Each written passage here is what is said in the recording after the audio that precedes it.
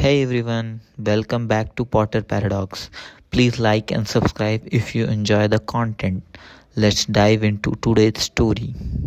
What if Harry sleepwalked into the Ministry of Magic at age 6 and accidentally freed every prisoner in Azkaban? Chapter 1, The Night Walker. Harry Potter hated the cupboard under the stairs. Not because it was small, though it was impossibly cramped even for a skinny 6-year-old. Not because of the spiders that sometimes dropped onto his face at night, he'd gotten used to them, mostly. No, Harry hated his cupboard because it trapped the nightmares with him. Tonight was worse than usual. Harry twisted in his thin blanket, his small body convulsing as images flashed behind his closed eyelids. Cold stone walls. Endless screaming. A bone-deep chill that seemed to suck away every happy thought he'd ever had. No, Harry whimpered, his voice barely audible over Uncle Vernon's thunderous snores from upstairs. Please, no. The dreams had started on his 6th birthday 3 weeks ago. At first, just fragments, flashing green light, a woman's scream. But they'd grown stronger each night, like they were trying to tell him something. Like someone was calling for help. A particularly loud snore from Uncle Vernon made the stairs creak overhead, raining dust onto Harry's face. He sneezed, then froze, terrified of waking his uncle. Last time he'd disturbed Vernon's sleep, Harry hadn't eaten for 2 days. The Dursleys of number 4, Privet Drive were perfectly normal, thank you very much. And their nephew's increasing strangeness was becoming harder to ignore, and harder to punish away. Just yesterday, Dudley and his friends had been playing their favorite game, Harry hunting, when Harry, cornered behind the school bins, had somehow ended up on the school roof. The headmistress called Aunt Petunia, who'd shrieked about his freakishness the entire drive home. Uncle Vernon had thrown him into the cupboard with such force that Harry's glasses broke. Again. Harry touched the tape holding the frames together inside. The strange things kept happening more often now. The vanishing glass at the zoo. His teacher's wig turning blue. And now the roof incident. In his dream, the cold intensified. Harry saw endless corridors of cells, heard moaning, felt despair like a physical weight. Someone laughed, a woman's high, cruel laugh that made Harry's scar burn. Make it stop, he whispered, clutching his forehead. The pain behind his lightning-shaped scar grew unbearable. Then something new happened. In his dream, a door appeared. A simple wooden door with a strange symbol carved into it. Behind it, Harry somehow knew, was freedom. Safety. Maybe even family. Open, Harry murmured in his sleep. Please open. Miles away, in the deepest levels of the Ministry of Magic, a night guard named Perkins jerked awake at his desk. The monitoring charms on the Department of Magical Law Enforcement's secured floor had detected something. Probably nothing, a magical fluctuation or a house elf cleaning crew. Still, protocol demanded he check. Sighing, the elderly wizard pushed himself up from his chair, joints protesting. 2 more hours until his shift ended. He'd been working night security at the ministry for 30 years without incident, well, except for that business with the escaped venomous tentacula in 76.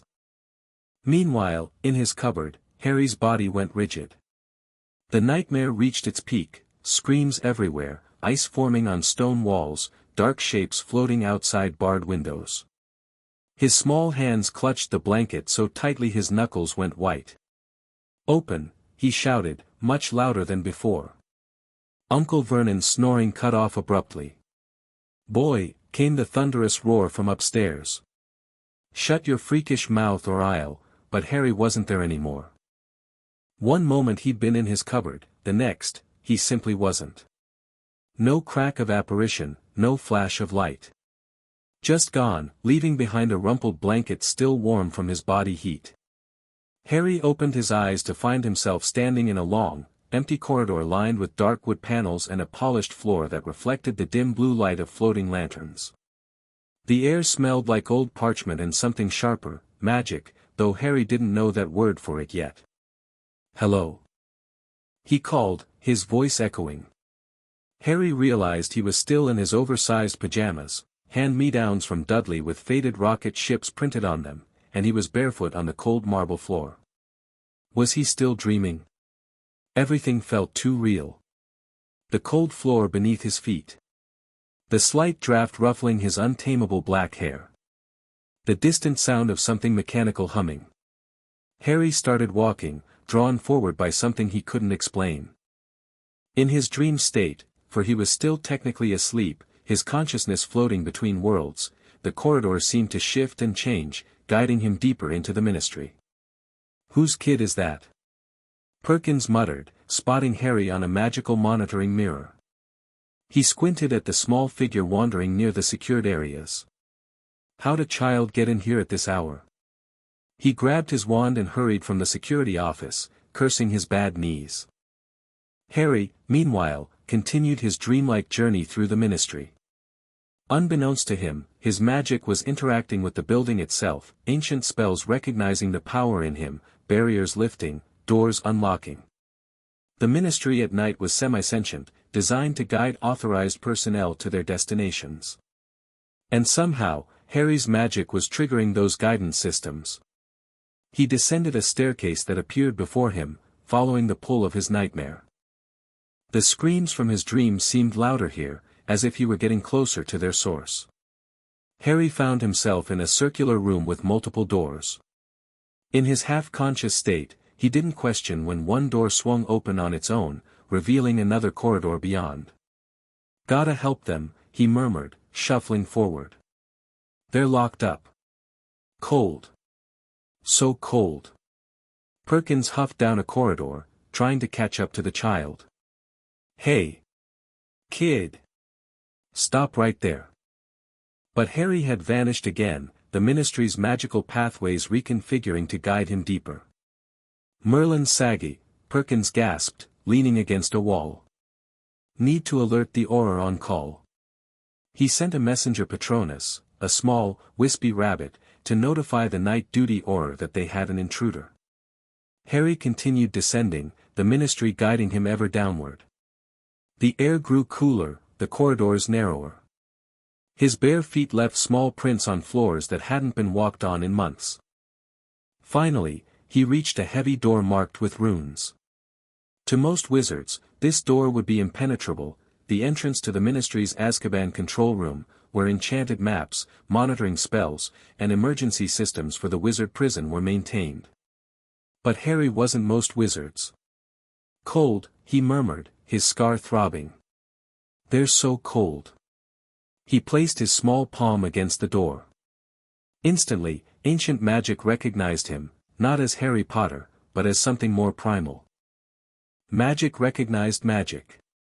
Power recognized power. And something in the boy's magical signature overrode the Ministry's security spells. The heavy door swung open.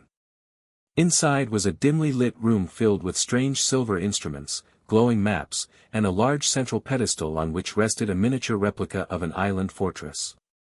Tiny lights moved within the model, representations of Dementors patrolling the prison.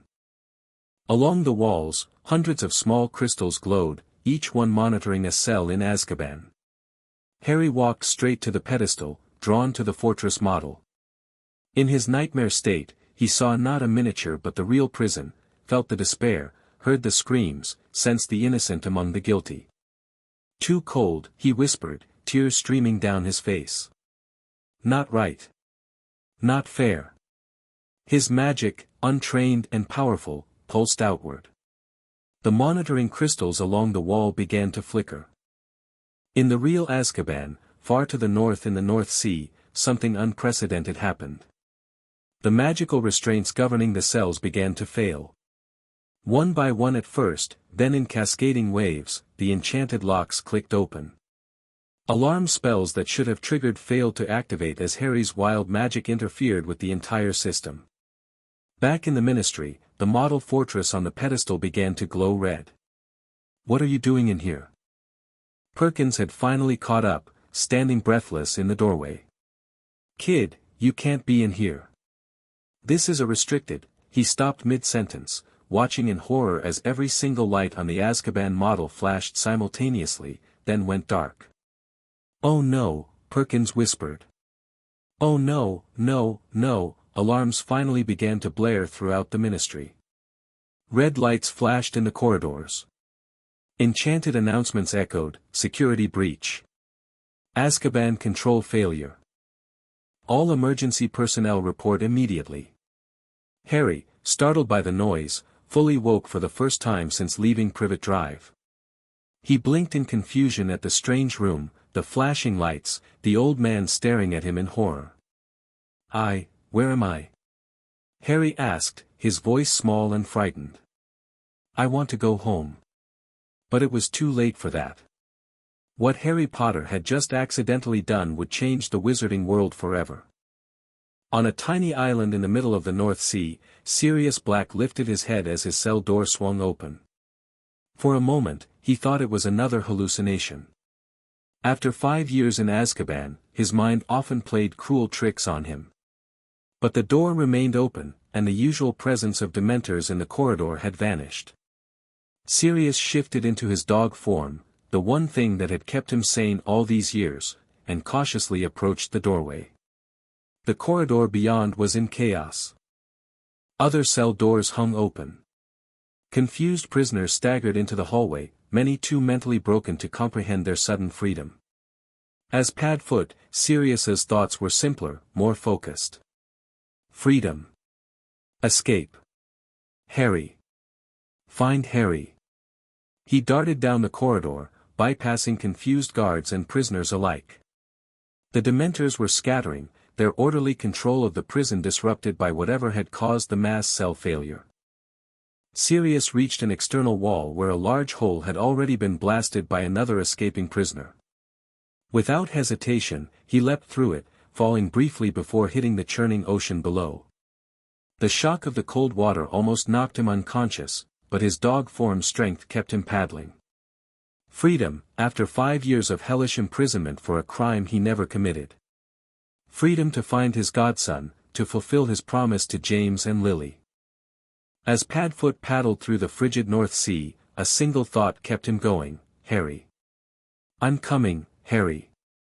Albus Dumbledore was enjoying a particularly pleasant dream involving woolen socks and lemon drops when his office erupted in chaos.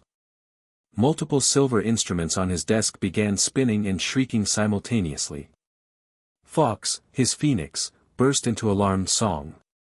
And a silver lynx Patronus leapt through his bedroom wall. "Headmaster," came the deep voice of Kingsley Shacklebolt, "catastrophic failure at Azkaban. All prisoners escaped. Emergency Wisengamot session called. Your presence required immediately at the ministry." Dumbledore was fully awake and dressed before the Patronus fully dissipated. His usual twinkling expression replaced by grim concern. "Fawkes," he said to his phoenix companion, "I fear the game has changed entirely." The bird trilled in agreement as Dumbledore strode to his fireplace, threw in Flo powder, and vanished in a rush of green flames. He emerged into absolute bedlam. The ministry atrium was packed with wizards in nightclothes, shouting questions, demanding answers. Aurors tried maintaining order while looking just as confused as everyone else. Dumbledore spotted Cornelius Fudge, the Minister for Magic, surrounded by anxious-looking officials. The man's lime-green bowler hat was askew, and he'd clearly dressed in haste. "Albus!" Fudge cried, spotting him. "Thank goodness. We've got a situation of unprecedented, perhaps we should discuss this somewhere quieter, Cornelius," Dumbledore suggested, noting the many ears straining to overhear. Yes, of course." Fudge led Dumbledore and several senior officials to the minister's office, which was only marginally calmer than the atrium. "It's a complete disaster," Bartemius Crouch declared once the door closed. The head of the Department of International Magical Cooperation looked even more severe than usual, his toothbrush mustache quivering with outrage. "Every prisoner released. Every single one. How did this happen?" Dumbledore asked calmly. "We don't know yet," said Amelia Bones, the square-jawed head of magical law enforcement. The control room systems experienced a complete failure around 2 a.m. But here's the strangest part, a child was found inside the control room when it happened. Dumbledore's expression didn't change, but a glimmer of unease crossed his eyes. A child? A small boy, Amelia confirmed. He appears to be around 6 years old. Black hair, green eyes, glasses. And, she hesitated. And what, Amelia? Dumbledore prompted softly, though he already suspected what she would say. A lightning-shaped scar on his forehead. It's Harry Potter, Albus. Somehow, Harry Potter broke into the Ministry and triggered the Azkaban release. The room fell silent. Dumbledore closed his eyes briefly, his mind racing through implications and consequences. Where is he now? He asked finally. In a secure conference room with 2 Aurors, Amelia replied. He's frightened and confused. Claims he was sleepwalking and doesn't know how he got here. I need to see him immediately, Dumbledore said, rising to his feet. And I suggest we begin organizing search parties for the escaped prisoners, particularly, the Death Eaters, Crouch spat. Bellatrix Lestrange. Antonin Dolohov. Augustus Rookwood. All free. And Sirius Black, Fudge added, mopping his brow with a handkerchief. You know who's right-hand man? Dumbledore nodded gravely. Indeed. But our first concern must be the boy. The boy. Fudge sputtered. Albus, he's just caused the worst security breach in wizarding history. Some will call for his arrest, underage or not. He is 6 years old, Cornelius, Dumbledore said, his voice suddenly cold. And I very much doubt he intended any of this. Now, please take me to him. Harry huddled in an oversized chair in a ministry conference room, a conjured blanket wrapped around his shoulders. He'd been given hot chocolate by a kind witch with pink hair, but it sat untouched on the table beside him. 2 Aurors stood awkwardly nearby, clearly at a loss for how to deal with the small boy who had somehow infiltrated the ministry and caused a mass prison break. Am I in trouble? Harry asked in a small voice. The younger Auror, a man with a scarred face named Proudfoot, looked uncomfortable. That's not for us to decide, lad. I didn't mean to do anything bad, Harry insisted, tears welling in his eyes. I was asleep. I had the nightmare again, and then I was just, here. The door opened, and Harry looked up to see the strangest man he'd ever encountered. Tall and thin, with silver hair and beard long enough to tuck into his belt, half-moon spectacles, and robes spangled with stars. Despite the chaos unfolding throughout the ministry, the old man's blue eyes twinkled kindly as they met Harry's. Hello, Harry, said Albus Dumbledore gently. I believe we have quite a lot to talk about. Harry stared up at the wizard, something sparking in his memory. I know you, he whispered. I've seen you before. Dumbledore's eyebrows rose slightly. Have you indeed? And where might that have been? In my dreams, Harry said simply. You were there, with a giant, and a flying motorcycle, and, he stopped, ducking his head. Sorry. Aunt Petunia says I shouldn't talk about my dreams. Says it's freakish. A flash of something, anger, crossed Dumbledore's face before his gentle smile returned. Dreams are never freakish, Harry. They often tell us important things, if we know how to listen. He turned to the Aurors. I'd like some time alone with Mr. Potter, please. They hesitated but complied, leaving Dumbledore and Harry alone in the conference room. Am I going to prison? Harry asked once the door closed. Certainly not, Dumbledore assured him, taking a seat across from the boy. Though I am curious how you came to be here tonight. Harry fidgeted with the blanket edge. I told them already. I was having the nightmare, the one with all the screaming and cold, and then I was just, here. Walking through this place. He looked up anxiously. I didn't break in, honest. The doors all opened for me. I believe you, Harry, Dumbledore said calmly. What you experienced is called accidental magic. All young witches and wizards, magic isn't real, Harry interrupted automatically. Uncle Vernon says, I think, Dumbledore said gently, that your Uncle Vernon has been less than truthful about many things. Harry blinked. You know my uncle. I know of him. Just as I knew your parents, Lily and James Potter. Harry's head jerked up, his green eyes suddenly intense. My parents? You knew them? Aunt Petunia says they were drunks who died in a car crash, but, a car crash. Dumbledore's voice remained soft, but something dangerous glinted in his eyes. No, Harry. Your parents were brave, wonderful people who died protecting you from a very dark wizard. They were heroes in our world, the wizarding world. Your world, Harry, though you've been kept from it until now. Harry's mouth opened and closed several times. I'm a wizard. Indeed you are. And quite a powerful one, judging by tonight's events. What did I do? Harry asked, worry creeping back into his voice. Dumbledore considered the child before him, small for his age, swimming in overlarge pajamas, taped glasses sliding down his nose. How much should he tell a 6-year-old? Especially one who had just radically altered the course of wizarding history without even being conscious of it. You accessed a very secure area of the Ministry of Magic, Dumbledore explained carefully. Your magic somehow interacted with systems controlling a wizard prison called Azkaban. As a result, the prison's security failed, and the prisoners have departed. Harry's eyes widened. I let bad guys escape. I didn't mean to. I know you didn't, Dumbledore assured him. And not everyone in Azkaban is guilty. Our justice system is imperfect. Will they put them back? The Ministry will certainly try. But Harry, I must ask you, these nightmares you mentioned, with the cold and the screaming. How long have you been having them? Harry shrugged. Since my birthday. 3 weeks ago. They keep getting stronger. Dumbledore's expression grew troubled.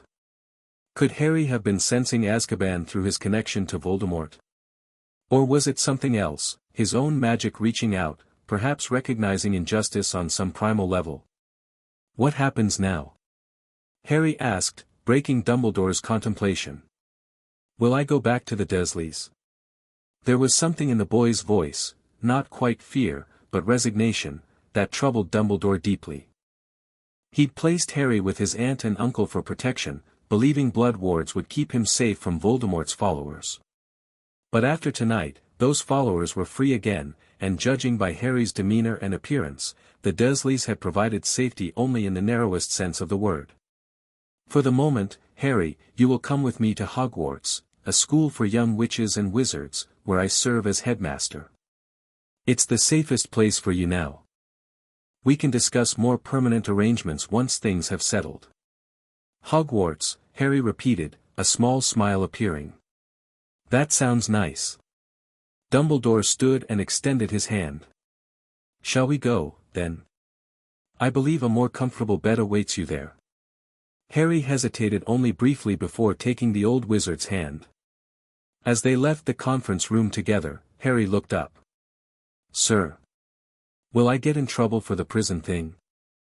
Leave that to me, Harry, Dumbledore replied, his eyes twinkling again. I've had some experience dealing with ministry bureaucracy. Bellatrix Lestrange stumbled onto a rocky shore, her prison-gaunt face split by a wild grin. 5 years in Azkaban had not broken her, warped her further, perhaps, but her devotion to the Dark Lord remained absolute. Free, she cackled, spinning in circles as the rain pelted her. Free to serve my master once more. Other escapees emerged from the water nearby, her husband Rodolphus, his brother Rabastan, and several more Death Eaters who'd remained loyal after the Dark Lord's fall. What happened back there? Rodolphus asked, shivering in his sodden prison uniform. Why did the cells open? A sign, Bellatrix declared, eyes fever-bright. A sign our master is returning. Why else would we all be freed on the same night? We need wands, Rabaston said practically. And shelter. The Aurors will be hunting us within hours. Bellatrix nodded, her wild eyes scanning the coastline. I know where to go. My dear sister Narcissa will help us, or she'll regret refusing. As the bedraggled Death Eaters followed Bellatrix along the shoreline, she whispered to the night sky, I'm coming, my lord. Your most faithful servant returns to find you. In Surrey, Vernon and Petunia Dursley were in a state of panic. He's gone. Vernon bellowed, his face an alarming shade of purple. The freak's disappeared. Petunia wrung her hands, peering anxiously out the window. What if the neighbors notice? What will we say? Good riddance, that's what. Vernon snapped, though his eyes betrayed nervousness. Those people had been very clear about keeping the boy safe when they'd left him on the doorstep. He's probably just hiding somewhere in the house. Playing tricks. A sudden crack outside made them both jump. Vernon pulled back the curtain to see a severe-looking woman in emerald robes standing on their front path. Oh no, Petunia moaned. They're here already. The doorbell rang. Vernon straightened his dressing gown, put on what he thought was an intimidating expression, and yanked the door open. Whatever you're selling, we're not interested, Mr. Dursley, said Minerva McGonagall crisply, I am not selling anything. I am here regarding your nephew, Harry Potter, who is currently at Hogwarts School of Witchcraft and Wizardry under the protection of Albus Dumbledore. Vernon's face cycled through several colors. Under the boys at your freak school. What's he done now? McGonagall's lips thinned to a dangerous line. That is not your concern. I am here to collect Mr. Potter's belongings, as he will not be returning to your home for the foreseeable future. Not coming back. Vernon's expression wavered between relief and suspicion. Now see here, we were told we had to keep him, circumstances have changed, McGonagall cut him off. The protection your home offered is no longer sufficient. Now, his belongings, if you please. Petunia appeared behind Vernon. His things are in the cupboard under the stairs, she said quietly, avoiding McGonagall's gaze. The cupboard? McGonagall repeated, her Scottish accent intensifying with her anger. You kept Lily Potter's son in a cupboard? Neither Dursley answered. McGonagall pushed past them, located the small cupboard, and stopped short at the sight of the cramped space with its thin mattress. Her wand appeared in her hand. The Dursleys cowered back. For 5 years, McGonagall said in a dangerously soft voice, Albus Dumbledore assured me that Harry Potter was being well cared for. That he was safe and happy. She flicked her wand, and Harry's few pathetic possessions, some oversized clothes, a couple of broken toy soldiers, and a tattered blanket, flew into a conjured bag. If it were up to me, McGonagall continued, fixing the Dursleys with a glare that had cowed generations of students, you would both be transfigured into the rodents you so clearly are, morally speaking. Consider yourselves fortunate that the law prevents me from doing so. With a final withering look, she turned on her heel and marched out, the front door slamming behind her with enough force to crack the frame. Vernon collapsed onto the sofa, mopping his brow. Well. Good riddance to bad rubbish, I say. Petunia said nothing, staring at the closed cupboard door with an unreadable expression. Harry woke in the softest bed he'd ever experienced. For a moment, he thought he was dreaming, the four-poster bed with its red hangings, the sunlight streaming through high windows, the stone walls of a circular tower room. Then the events of the previous night came flooding back. The ministry. The strange room with the prison model. The old man with the long beard, Dumbledore, bringing him to this place called Hogwarts. Harry sat up, fumbling for his glasses on a nearby table. Once he could see clearly, he gazed around in wonder. He had a room to himself, an actual room, not a cupboard. And it was enormous, with a fireplace, comfortable chairs, and shelves filled with curious objects. A soft knock at the door made him jump. Come in, he called uncertainly. The door opened to reveal a tall, stern-looking witch in emerald robes. Her black hair was pulled back in a tight bun, and she carried a small bag. "Good morning, Mr. Potter," she said crisply. "I am Professor McGonagall, Deputy Headmistress of Hogwarts. I trust you slept well." Harry nodded, suddenly shy. "I've brought your belongings from your relative's home," she continued, placing the bag on a chair. Her expression softened slightly. "And some new items as well.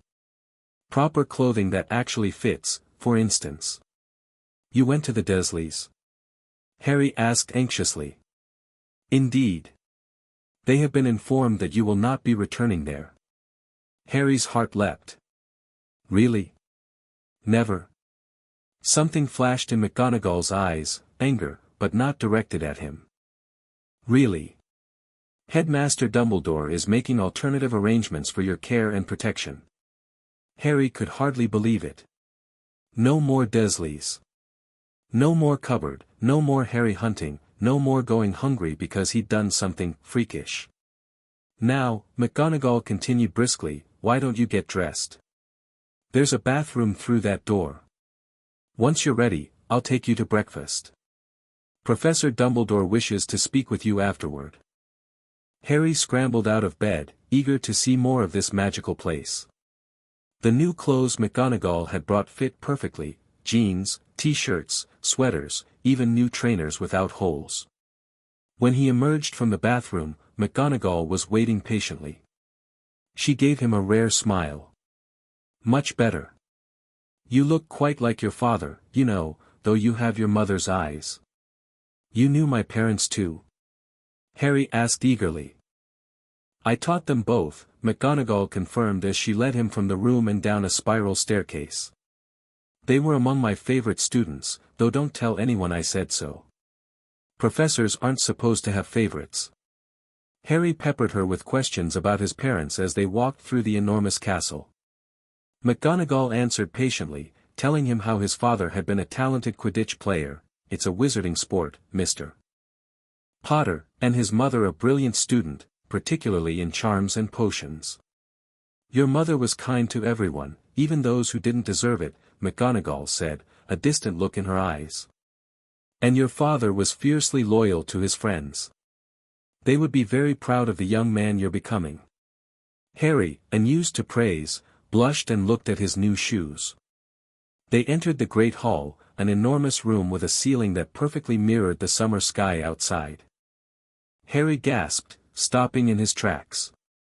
"The ceiling is enchanted," McGonagall explained with a hint of pride. "One of Hogwarts' many magical features." The hall was mostly empty, it being summer holidays, but a single table was set up in the center, where a few adults were already eating breakfast. Dumbledore sat at the center, his silver beard gleaming in the sunlight.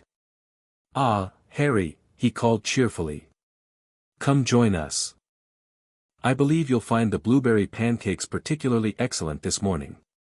Harry approached shyly, aware of curious gazes from the other adults: a tiny man with a white beard, an enormous bearded man who had to be at least 8 feet tall, and a hook-nosed man in black who scowled when their eyes met.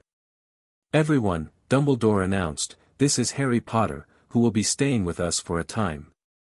Harry, these are some of our professors who remain at Hogwarts during the summer holidays." He introduced them one by one: Professor Flitwick, the tiny charms teacher who nearly fell off his stack of cushions in excitement; Hagrid, the gamekeeper, whose massive hand engulfed Harry's when they shook; and Professor Snape, the potions master, who barely acknowledged Harry with a curt nod. Harry settled beside Dumbledore, overwhelmed by the spread of food before him. He'd never been allowed to eat as much as he wanted at the Dursleys. "Go ahead, Harry," Dumbledore encouraged. Growing wizards need proper nourishment. Harry needed no further prompting. As he ate, the adults discussed various topics, carefully avoiding mention of the Azkaban breakout in front of him. But Harry caught worried glances, hushed phrases: Death Eaters regrouping, Black still at large, Ministry in chaos. After breakfast, Dumbledore led Harry to his office, an amazing circular room filled with silver instruments, portraits of sleeping former headmasters, and a magnificent red bird on a perch. "This is Fawkes," Dumbledore explained, seeing Harry's fascination with the bird. A phoenix. They're extraordinarily magical creatures, loyal, capable of carrying immense weights, and their tears have healing powers. Fawkes trilled a melodious note and flew to Harry's shoulder, nuzzling his cheek affectionately. "He likes you," Dumbledore observed, eyes twinkling. "Fawkes is an excellent judge of character." Harry stroked the phoenix's brilliant plumage, grinning. "He's beautiful." "Indeed." "Now, Harry, we must discuss what happens next. Your accidental visit to the Ministry has created quite a situation." Harry's smile faded. "I'm sorry. I didn't mean to let all those prisoners out." "I know you didn't," Dumbledore assured him. "Accidental magic is just that, accidental. No child can control it fully, though yours seems exceptionally powerful." He settled behind his desk, studying Harry over steepled fingers. "The Ministry is understandably concerned. Some officials would like to hold you responsible, but I have convinced them that penalizing a 6-year-old for accidental magic would be both unjust and counterproductive. So I'm not in trouble. Not with the Ministry, no. However, your actions have changed things considerably. The protection offered by your aunt's home is no longer sufficient, now that certain dangerous individuals are free again." Harry fidgeted in his chair. "Those people from the prison, are they coming after me?" Dumbledore sighed heavily. "Some might, yes. You see, Harry, you are rather famous in our world. When you were just a baby, you survived an attack by a dark wizard, the most terrible dark wizard of our time, in fact. His name was Voldemort, though most people are too afraid to say it. They call him you-know-who, or he who must not be named. He killed my parents," Harry said quietly. "It wasn't a question." "Yes. And he tried to kill you as well, but somehow, the curse rebounded. Voldemort was destroyed, or at least, greatly weakened, and you were left with only that scar." Dumbledore nodded toward Harry's forehead. "That's why you're known as the boy who lived in our world." Harry touched his lightning scar. "So the car crash. A lie told by your aunt and uncle, who seem determined to deny magic's existence, even when it manifests in their own family. But what about the prison people?" Harry asked, bringing the conversation back to its original point. "Among those who escaped last night are followers of Voldemort, Death Eaters, they call themselves. Some may seek to harm you, believing it might somehow restore their master. Others are simply dangerous criminals." Harry's eyes widened in fear. "However," Dumbledore continued quickly, "Hogwarts is extremely well protected. You are safer here than anywhere else, for the moment. And we're working to recapture the escapees as quickly as possible." "Will I stay here forever?" Harry asked, not entirely opposed to the idea. Hogwarts was already more welcoming than Privet Drive had ever been. "Not forever, no. We must find you a proper guardian, someone who can provide both care and protection." Dumbledore didn't mention that this task was considerably more complicated than it sounded. Harry's parents had named Sirius Black as his guardian in their will, the same Sirius Black now infamous as Voldemort's right-hand man, who had just escaped from Azkaban and might well be hunting for Harry this very moment. Or so everyone believed. Dumbledore had his doubts about Black's guilt, doubts that had grown stronger when he'd learned Harry had been having nightmares about Azkaban. Was it possible the boy had sensed something, an innocent man's suffering, perhaps? "For now," Dumbledore said, pushing these thoughts aside, "you are welcome to explore Hogwarts. Hagrid has volunteered to show you the grounds today. I think you'll quite enjoy his company."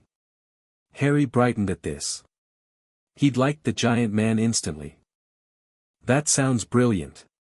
One last thing, Harry. The wizarding world is abuzz with news of the Azkaban breakout, but your involvement is being kept quiet for your protection. If reporters or others ask to speak with you, please refer them to me or Professor McGonagall." Harry nodded solemnly, though the concept of people wanting to interview him seemed ridiculous. No one had ever been interested in him before. As if reading his thoughts, Dumbledore smiled kindly. You'll find, Harry, that your life has changed rather dramatically. Fame can be both a blessing and a burden. But I hope that here at Hogwarts, you can simply be a boy for a while, a young wizard discovering his heritage and his abilities. Fawkes trilled from his perch, as if in agreement, and Harry felt a surge of hope unlike anything he'd experienced before. Magic was real. He was a wizard.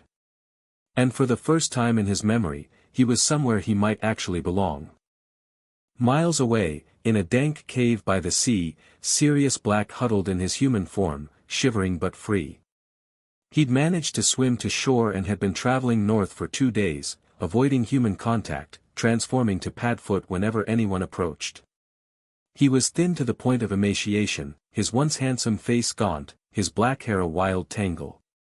But his eyes burned with purpose as he studied a discarded daily prophet he'd found. Mass Azkaban breakout, screamed the headline. All prisoners at large, ministry in chaos. The article detailed the unprecedented security failure, the ministry's scrambling response, and listed the most dangerous escapees. Sirius found his own name at the top of the list, described as, you-know-who's most loyal supporter, and, betrayer of the Potters. Lies, he growled, crumpling the paper. All lies. One name was conspicuously absent from the article, Peter Pettigrew. The true traitor. The man Sirius had been framed for killing, along with 12 Muggles, 5 years ago. Sirius knew Pettigrew was alive, transformed into his Ratanimigus form, hiding somewhere.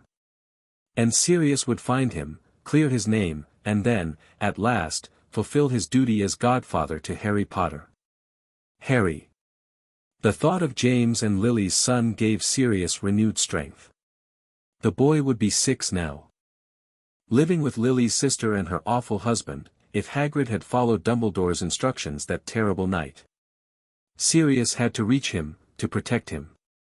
Especially now, with Death Eaters like Bellatrix on the loose again. But first, he needed a wand. And information. He pushed himself to his feet, determination overcoming his physical weakness. There was a wizarding village not far north. He could sneak in as Padfoot, perhaps steal a wand, listen for news. As he transformed back into the great black dog and padded out of the cave, Sirius held one thought in his mind: Harry was alive, and somehow, against all odds, Sirius had been given a second chance to be the godfather he promised James he would be. Behind him, the crumpled newspaper showed another headline, smaller but still prominent: Boy who lived missing from Muggle home, Dumbledore refuses comment. The next morning, Albus Dumbledore sat in his office, reading reports from Order of the Phoenix members who had quietly resumed operations following the breakout. The news was troubling. Death Eaters regrouping at Malfoy Manor. Dementors scattered across Britain, causing localized depressions and mysterious weather patterns. The ministry floundering, with Cornelius Fudge more concerned about public relations than public safety. And still no sign of Sirius Black. A knock at the door interrupted his thoughts. Enter, he called. Severus Snape strode in, his black robes billowing. The potions master looked even more sour than usual. You wanted to see me, headmaster. Indeed, Severus. Please, sit down. Dumbledore gestured to the chair across from his desk. How is our young guest settling in? Snape's lip curled. Potter appears to be thoroughly enjoying his celebrity status. Hagrid has been parading him around the grounds like a conquering hero. I rather think Hagrid is simply delighted to show Harry magical creatures and places for the first time, Dumbledore corrected mildly. Remember, Severus, the boy has been raised with no knowledge of our world. Like his father, he'll doubtless take to fame and adoration naturally, Snape said bitterly. Dumbledore sighed. Harry is not James, Severus. He has Lily's eyes. And, I suspect, much of her temperament as well. At the mention of Lily, Snape's expression flickered briefly before settling back into its customary scowl. What did you wish to discuss, headmaster?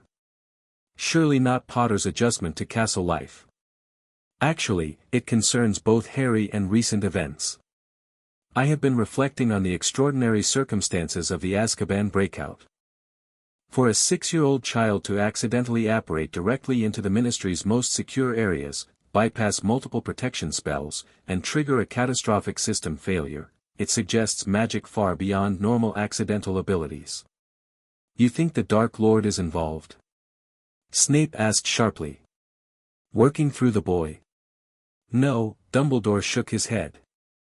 I have checked Harry thoroughly for any signs of possession or external magical influence. There is none, except the original connection through his scar, which remains dormant for now. Then what? I believe Harry may have been responding to something else. He told me he'd been having nightmares about Azkaban for weeks, cold, screaming, despair. The classic effects of Dementors. Yet how could a child in Surrey sense a prison in the North Sea? Snape's brow furrowed. You think Potter somehow sensed the prisoners? Why would his magic respond so dramatically to that? Perhaps because among those prisoners was someone connected to him, someone innocent, whose suffering called out to Harry's magic on some primal level. Snape's eyes narrowed. Black, he spat. You've always had doubts about his guilt, haven't you? I have, Dumbledore admitted. And those doubts have only grown stronger recently. Sirius never received a trial, Severus. In the chaos following Voldemort's fall, he was simply thrown into Azkaban on Barty Crouch's orders. He was found laughing among the bodies of 12 muggles. Pettigrew's finger was all that remained. Indeed. Yet certain elements never quite aligned. Why would Black, if truly Voldemort's loyal servant, seek out Peter rather than flee the country after his master's fall? And why would a powerful wizard like Black use such a public, messy method to kill Pettigrew? Snape scoffed. Black was always reckless and arrogant. Just like Potter. Perhaps, Dumbledore conceded. But I wonder if there might be another explanation. One that would explain why Harry's magic reacted so powerfully to free the prisoners of Azkaban, including his godfather. You think Potter somehow sensed Black's innocence? Snape asked incredulously. That's rather far-fetched, even for you, headmaster. Maybe so. Yet magic, especially in children, often responds to deeper truths than our conscious minds perceive. Dumbledore stroked his beard thoughtfully. In any case, I have people searching for Sirius now. Not to capture him, but to bring him safely to me. I intend to hear his side of the story. And if he is guilty? If he truly did betray the Potters to the Dark Lord? Then justice must be served, Dumbledore said simply. But if he is innocent? Then the real traitor is still out there, Snape finished grimly. Precisely. And with Voldemort's followers free again, Harry needs all the protection he can get. If Sirius is truly innocent, he is Harry's rightful guardian according to James and Lily's will.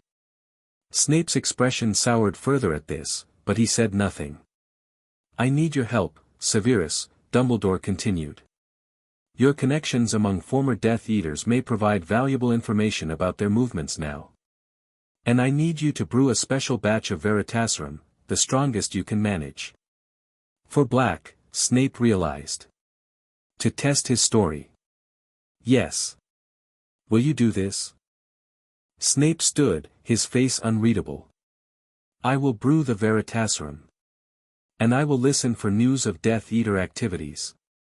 But do not expect me to welcome Black with open arms, innocent or not. I would never ask for the impossible, my friend, Dumbledore said with a small smile. Thank you, Severus. After Snape left, Dumbledore turned to Fawkes. What do you think, old friend? Am I grasping at straws, hoping Sirius is innocent so that Harry can have some connection to his parents? The phoenix trilled softly, a comforting sound. Yes, Dumbledore murmured. We shall see what truth emerges. In the meantime, we must keep Harry safe. The world has changed overnight, and I fear this is only the beginning. As if in agreement, a silver Patronus, a lynx, bounded through the office wall. Kingsley Shacklebolt's deep voice emerged. Death Eaters attacked a Muggle village in Yorkshire. 3 dead, many injured. Dark mark seen overhead. They're sending a message, Albus. They're back. Dumbledore closed his eyes briefly. Then, with renewed resolve, he stood and reached for his wand. The peaceful summer at Hogwarts was over. War was returning to the wizarding world, 5 years earlier than he had anticipated. And at the center of it all, unknowingly, was a small boy with a lightning scar, currently feeding toast to a giant squid at the edge of Hogwarts Lake. Chapter 2, The Boy Who Freed Harry Potter Couldn't Believe His Luck. Yesterday he'd been stuck in a cupboard under the stairs at number 4 Privet Drive. Today he was riding on the shoulders of an actual giant, feeding actual toast to an actual giant squid in the lake of an actual magic castle. She likes the wheat bread best, Hagrid explained as the massive tentacle gently plucked another piece from Harry's small hand. Been here longer than any of us. Some say she's as old as Hogwarts itself. This is brilliant. Harry exclaimed, giggling as the squid splashed water in what seemed like appreciation. Do all wizarding children get to do this?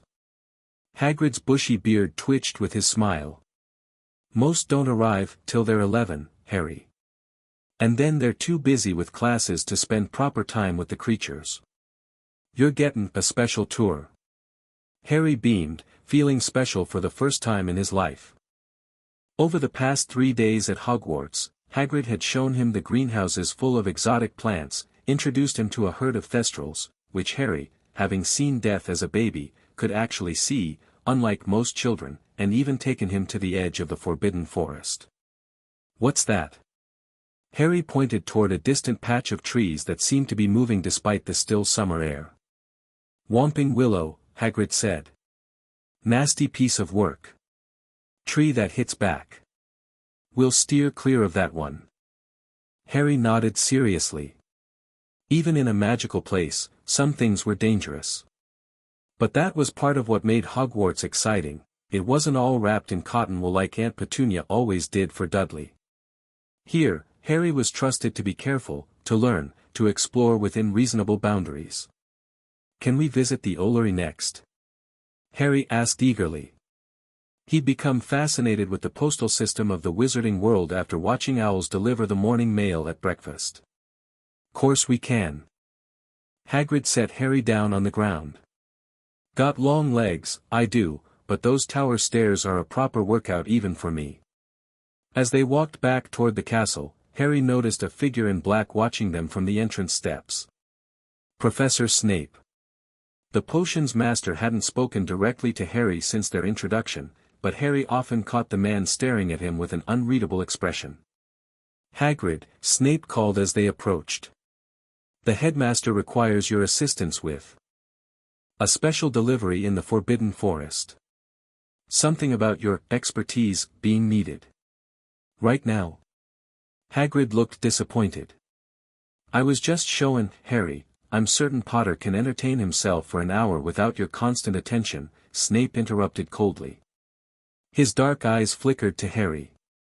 The library is that way, should you wish to expand your no doubt limited knowledge. Harry blinked at the unexpected hostility. What had he done to make this teacher dislike him so much? Hagrid squeezed Harry's shoulder gently. Sorry about this, Harry. Duty calls. The library's actually not a bad idea. Madam Pants can show you some books with moving pictures about magical creatures if you'd like. It's okay, Harry assured him. I'll be fine. Hagrid hurried off with surprising speed for such a large man, leaving Harry awkwardly standing before Snape. Sir. Harry ventured. Did I do something wrong? You seem angry with me. Something flickered in Snape's expression, surprise, perhaps, that a child would address the issue so directly. You are, remarkably like your father, Snape said finally, each word precise. He too had a talent for being in places he shouldn't, causing chaos wherever he went. You knew my dad? Harry asked eagerly, ignoring the obvious criticism. Snape's lip curled. Unfortunately, yes. Before Harry could ask more questions, the potions master turned on his heel and stalked away, black robes billowing behind him. Harry stood alone in the entrance hall, confused but undaunted. So Snape had known his father and apparently hadn't liked him. That explained the hostility, at least. With a mental shrug, Harry headed for the library. He'd never been allowed in the one at his primary school, Aunt Petunia had told the librarian he destroyed books, which was a complete lie.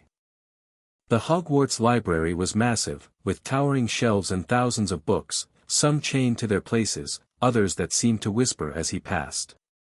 An austere witch with a pinched expression looked up from the desk. "Can I help you?" she asked, eyeing him suspiciously. "I'm Harry Potter," he said, still not used to how people's expressions changed when he introduced himself. "Hagrid suggested I might find books with moving pictures. About magical creatures?" Madame Pance's severe expression softened marginally. "First shelf to the right in the children's section. Don't get fingerprints on them." Harry spent a happy hour flipping through Fantastic Beasts and Where to Find Them, Young Explorers edition, marveling at illustrations that moved and sometimes roared from the pages. He was so absorbed that he didn't notice someone approaching until a shadow fell across his book. "Hello, Harry." He looked up to see Professor McGonagall. Though still stern-looking, she'd been consistently kind to him during his stay. "Professor Dumbledore would like to see you in his office," she said. "There have been developments he wishes to discuss with you." Something in her tone made Harry close the book carefully. "Is it about the prison? The people who escaped?" McGonagall's eyebrows rose slightly. "Yes, in part. Come along now." As they walked through the castle corridors, Harry noticed more activity than usual, professors hurrying about, hushed conversations that stopped when he approached. "Has something bad happened?" he asked, trotting to keep up with McGonagall's brisk pace. "Nothing for you to worry about," she assured him, though her tight expression suggested otherwise. "The headmaster will explain what you need to know." When they reached the gargoyle guarding Dumbledore's office, McGonagall said, "Acid pops," and the statue leapt aside, revealing a moving spiral staircase. "Cool," Harry whispered, stepping onto it. "Indeed," McGonagall said with the ghost of a smile. "The headmaster is rather fond of whimsical passwords." Dumbledore was waiting behind his desk, but he wasn't alone. A balding man with red hair and a nervous expression stood to one side, while a tall black wizard with a gold earring was examining one of the silver instruments on a nearby table. "Ah, Harry," Dumbledore greeted him warmly. "Thank you for joining us. May I introduce Arthur Weasley from the Ministry's Misuse of Muggle Artifacts Office, and Kingsley Shacklebolt, one of our finest aurors, that's something like a magical policeman," he added, seeing Harry's confusion. "Hello," Harry said shyly. "Merlin's beard," Mr. Weasley breathed, staring at Harry with undisguised fascination.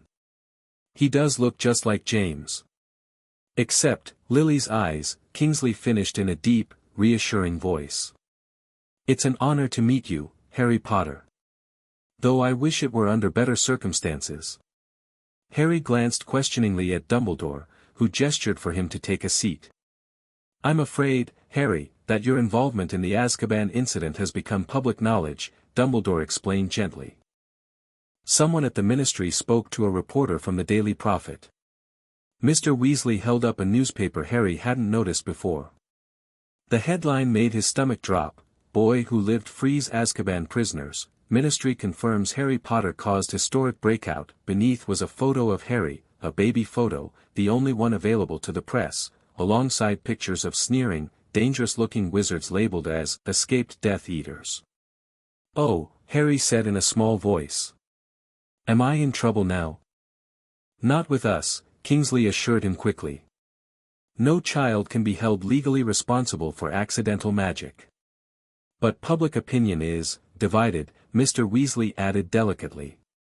"Some see the breakout as a disaster that released dangerous criminals.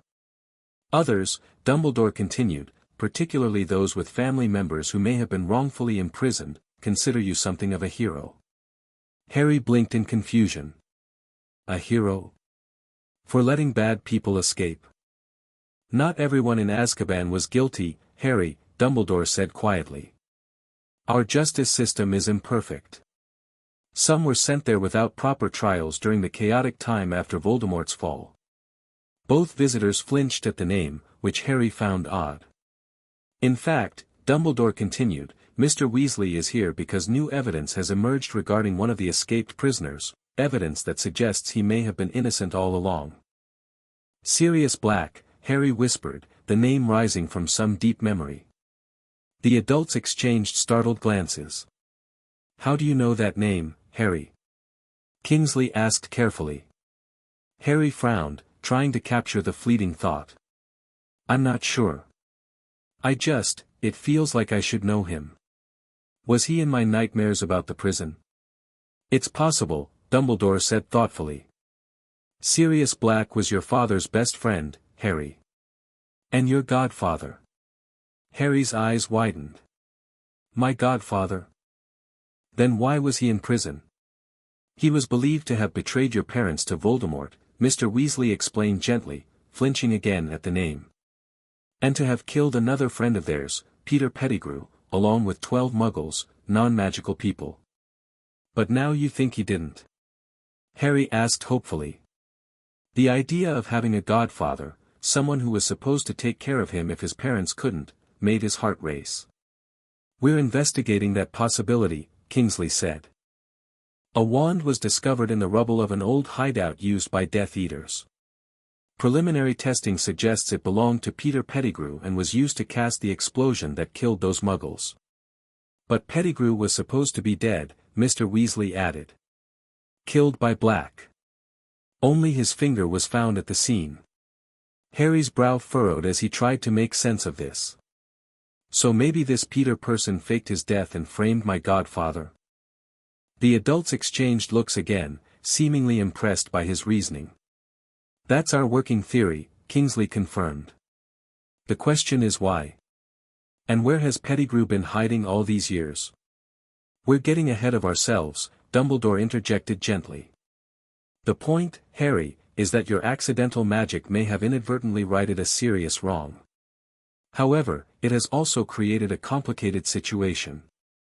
The Death Eaters who escaped, the genuinely guilty ones, are dangerous, Kingsley explained. Some were Voldemort's most loyal followers.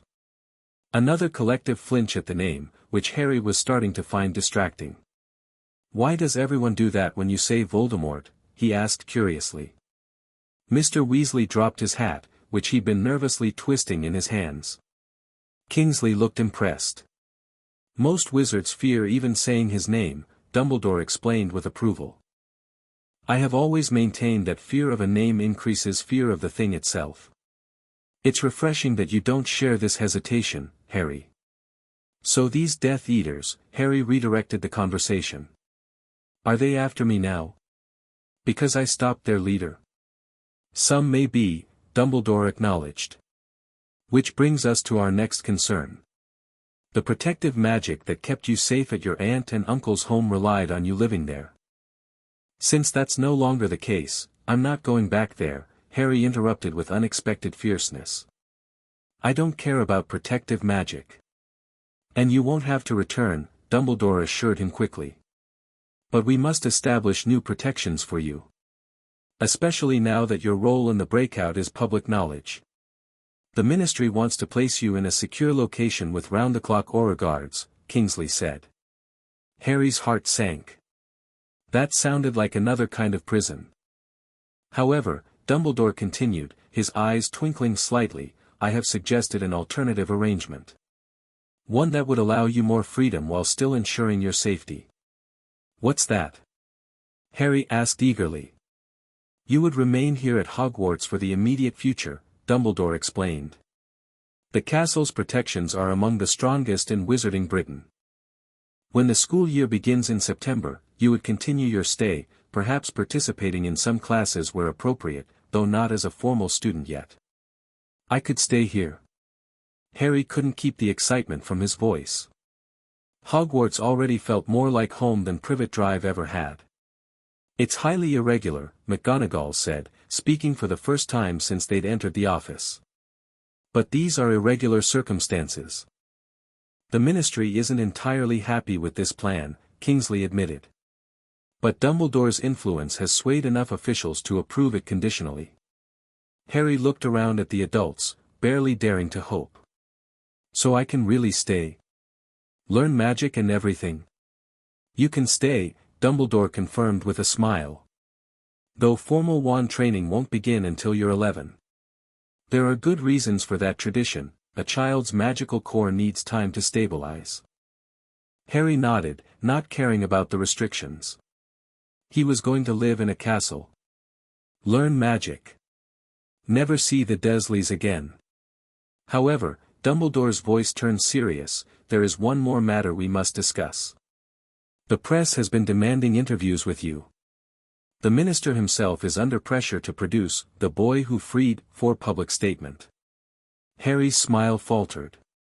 They want to talk to me. What would I even say? Exactly our concern, McGonagall said crisply. You're 6 years old. You shouldn't be subjected to media scrutiny or political maneuvering. Unfortunately, Kingsley sighed, the minister is insisting on at least one public appearance to calm the growing hysteria. Some communities are in panic over the escaped Death Eaters. They believe seeing you safe and protected would reassure them. Harry bit his lip. Do I have to? We've negotiated a compromise, Dumbledore said. One brief appearance at a ministry press conference tomorrow. You won't have to speak if you don't wish to. Just stand with the minister briefly to show you're safe and well cared for. I will be with you the entire time. It didn't sound appealing, but Harry could tell it was important. Okay, he agreed reluctantly.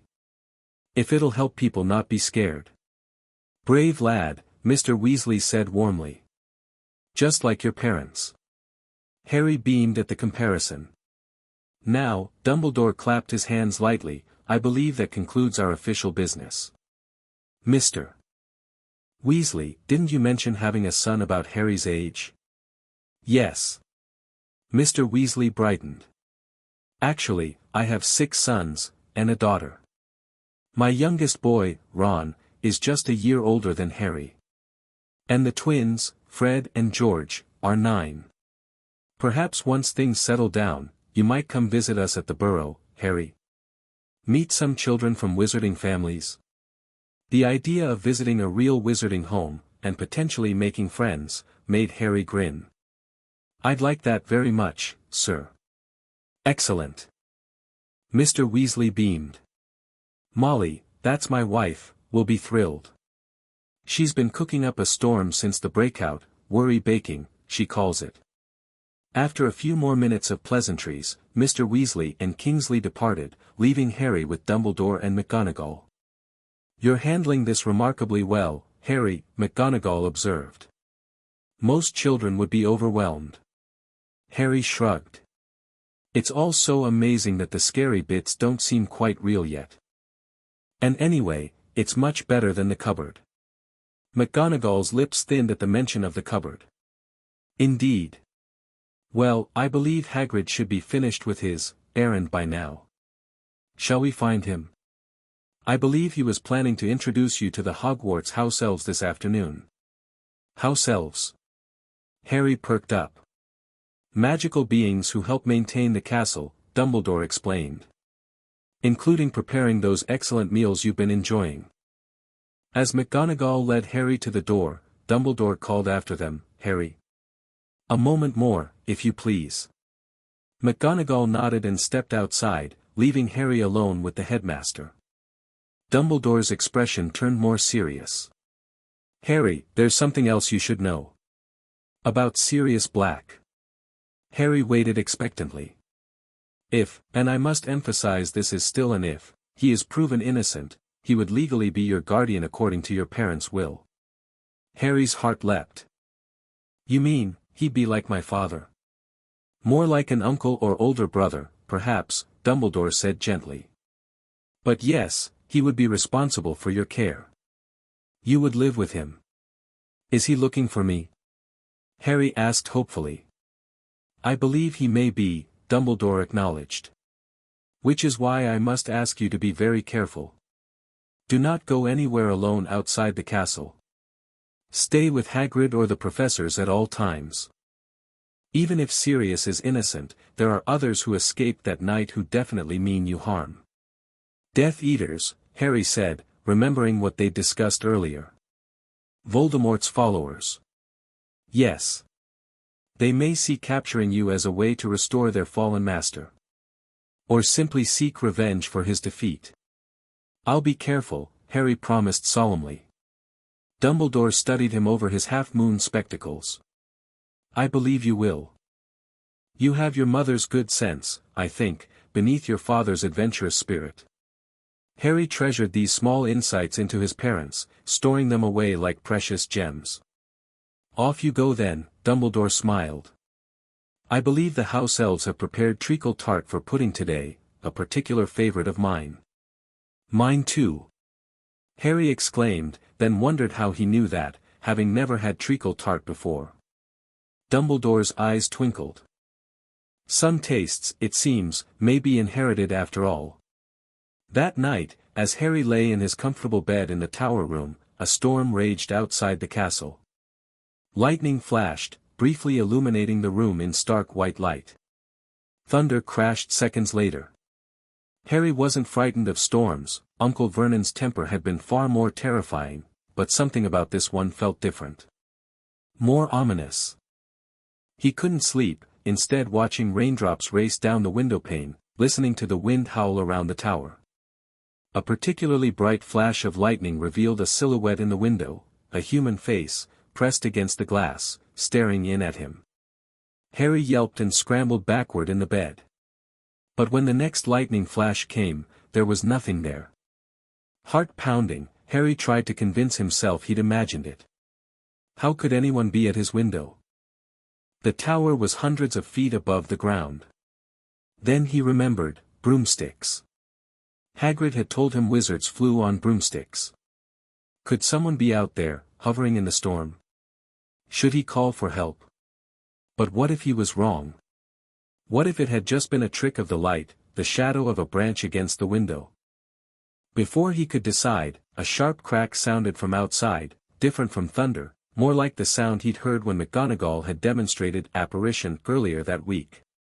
Lightning flashed again, and this time Harry distinctly saw a figure on the grounds below, running toward the castle.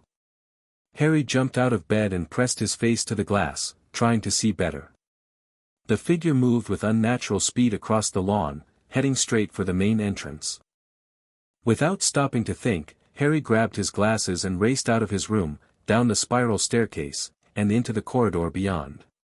The castle was dark and quiet, the only sounds the rumbling thunder and the patter of his bare feet on stone floors. Harry knew he should find an adult, tell them about the intruder. But some instinct pulled him toward the entrance hall instead. He had to see who it was. Had to know if it was him, Sirius Black, his godfather, coming to find him at last. The castle seemed to help him, staircases aligning conveniently, shortcuts appearing where he needed them. Within minutes, he had reached the balcony overlooking the entrance hall. Keeping to the shadows, Harry peered down at the massive doors below. They burst open with a bang, pushed by a gust of wind rather than human hands. Rain and leaves blew into the hall. And then a figure staggered in, tall, emaciated, drenched to the bone, with long, matted black hair plastered to his skull. Harry caught his breath. Even from a distance, even having never seen the man before, something in him recognized Sirius Black. The man looked around wildly, wand clutched in a skeletal hand. "Harry," he called, his voice hoarse as if from disuse. "Are you here, Harry? I've come to protect you." Harry nearly called out in response, but caution held him back. What if Dumbledore was wrong? What if Black really had betrayed his parents? His hesitation became irrelevant as Professor McGonagall appeared from a side corridor, her wand trained on Black. "Sirius Black," she said sharply. "Don't move." Black turned to her, lowering his wand slightly. "Minerva. Thank Merlin." Where's Harry? Is he safe? I've been tracking Death Eater movements, they're planning something. An attack on Hogwarts to get to him. McGonagall's wand didn't waver. The boy is safe. You, however, I know what you think, Black interrupted desperately. But I'm innocent. It was Pettigrew, he was the secret keeper, not me. We switched at the last minute. He betrayed James and Lily, then framed me. A convenient story, McGonagall replied coldly. Why should I believe you? You found his wand, didn't you? At the old Death Eater hideout. That's why the Aurors have suddenly changed their search patterns. They're looking for him now, not just me. McGonagall's eyebrows rose slightly. How could you possibly know that? I've been tracking their movements, Black repeated. Animal form. Useful for eavesdropping. A bitter laugh escaped him. The only good thing about Azkaban was that they let me keep my mind, thinking the Dementors would be enough. They never realized I could transform. Harry leaned forward, fascinated. Transform? Into what? McGonagall seemed to be weighing her options. Finally, she said, I should take you directly to the Ministry. No. Black's cry was anguished. They'll throw me straight back to the Dementors. I need to speak to Dumbledore. I need to explain. And I need to see Harry, make sure he's really safe. What you need, came a new voice, is to be restrained until your claims can be verified. Snape stepped from the shadows, his wand also pointed at Black. His face was twisted with loathing. Snivellis, Black spat. Still Dumbledore's lapdog, I see. Still arrogant beyond measure, Snape retorted. Even half dead from Azkaban. Stop it, both of you, McGonagall snapped. Severus, where is the headmaster? Dealing with the Ministry. There have been sightings of Bellatrix Lestrange near Hogsmeade. The Aurors believe she may be planning an attack, possibly to capture Potter. Black's head jerked up. That's what I've been trying to tell you. Bellatrix, Rodolphius, and 4 others. They're coming tonight, during the storm. They think the weather will help them breach the castle's defenses. And we should trust the word of a convicted mass murderer. Snape sneered. Enough, McGonagall decided. Severus, send a Patronus to Albus. Tell him what Black claims and that we have him secured in the entrance hall. Then alert the rest of the staff. Snape looked as if he wanted to argue but complied, conjuring a silvery doe that bounded away with his message. As for you, Black, McGonagall continued, you will surrender your wand and come quietly to the headmaster's office. Any attempt to escape or contact Potter will result in immediate stunning. Is that clear? Black hesitated, then extended his wand, handle first. I just want to help protect Harry. He's all I have left of James and Lily. The raw emotion in his voice made Harry's throat tighten. He wanted to run down the stairs, to reveal himself, to meet this man who'd known his parents. But something held him back, the same caution that had kept him alive at the Dursleys when Vernon's rages turned violent. As the professors led Black away, Harry slipped from his hiding place and followed at a distance. He had to know more. Had to hear what his godfather would tell Dumbledore. He trailed them through the corridors, keeping to shadows, moving as quietly as possible. When they reached the gargoyle guarding Dumbledore's office, Harry hung back around a corner, listening. Acid pops, McGonagall said impatiently. Nothing happened. He's changed it, Snape muttered. Typical. Try treacle tart, Black suggested suddenly. It was James's favorite. McGonagall gave him a sharp look but said, treacle tart. The gargoyle sprang to life, revealing the spiral staircase beyond. How did you know? McGonagall demanded. Black shrugged. Just a guess. Dumbledore's always had a flair for the sentimental. They ascended the stairs, leaving Harry alone in the corridor. He crept forward, wondering if he could follow them up, perhaps listen at the door. But before he could decide, a familiar voice spoke from directly behind him. "I believe, Harry, that you were instructed to remain in your room." Harry jumped and spun around to find Dumbledore standing there, somehow having approached without making a sound. I saw someone at my window," Harry stammered. "Then I saw him running toward the castle.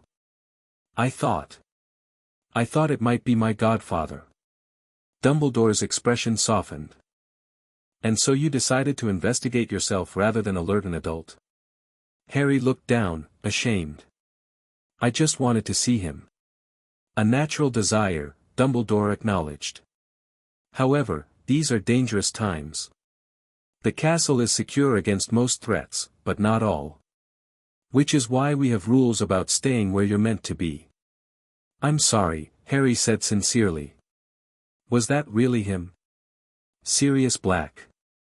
"It was indeed. And he has quite a story to tell, it seems. One I intend to verify thoroughly before making any decisions." "Can I meet him?" Harry asked hopefully. "If he's innocent." "If, and again, I stress if, his story proves true, then yes, you may meet him. Under supervision, initially." Harry nodded, accepting this compromise. "He said Death Eaters are coming tonight. To attack the castle. To get me." Dumbledore's eyebrows rose. "You heard a great deal in your unauthorized excursion, it seems. Is it true? Are they coming?" "We have received similar intelligence from other sources," Dumbledore admitted. "Which is why you must return to your room immediately. It's one of the most secure locations in the castle." "But, no arguments, Harry," Dumbledore said firmly. "If you truly wish to meet your godfather, you must demonstrate that you can follow instructions meant to keep you safe." Put that way, Harry couldn't refuse. "Okay. I'll go back to my room. Thank you. Professor Flitwick will escort you and remain on guard outside your door." Dumbledore gestured, and the tiny charms professor appeared from around a corner, looking uncharacteristically serious. "Come along, Mr. Potter," Flitwick squeaked. "Let's get you safely tucked away while the grown-ups handle this situation." Harry went reluctantly, glancing back at the gargoyle guarding Dumbledore's office. His godfather was up there, just out of reach. The man who should have raised him if things had gone differently. Who might still raise him, if his story proved true. "Professor Flitwick?" Harry asked as they walked. "Did you know Sirius Black when he was at Hogwarts?" "Indeed I did," Flitwick replied. "He was exceptionally talented in charms, creative in his applications, if sometimes using them for mischief." "What was he like?" "As a person, I mean." Flitwick considered this carefully. "Loyal to his friends, above all else. Which is why his apparent betrayal shocked everyone so deeply. He and your father were inseparable, more like brothers than friends." "That's why I don't think he did it," Harry said with a child's simple logic. "If they were like brothers, he wouldn't have betrayed my dad." Flitwick gave him a surprised look. "That's remarkably astute for someone your age, Mr. Potter. Perhaps you're right. We shall see what evidence emerges." When they reached Harry's tower room, Flitwick checked inside carefully before allowing Harry to enter. "I'll be right outside if you need anything. Try to get some sleep, though I imagine that's asking rather a lot under the circumstances." "Thank you, sir," Harry said politely. But as soon as the door closed, he went straight to the window, peering out into the storm-lashed night. Were Death Eaters really coming? Would they break into the castle, try to capture him? The thought should have terrified him, but instead, Harry felt a strange calm. Whatever happened, he wasn't alone anymore. He had Dumbledore, McGonagall, even grumpy Professor Snape protecting him. And maybe, if things went well, he would soon have his godfather too. Lightning flashed again, and for an instant, Harry thought he saw figures moving at the edge of the forbidden forest.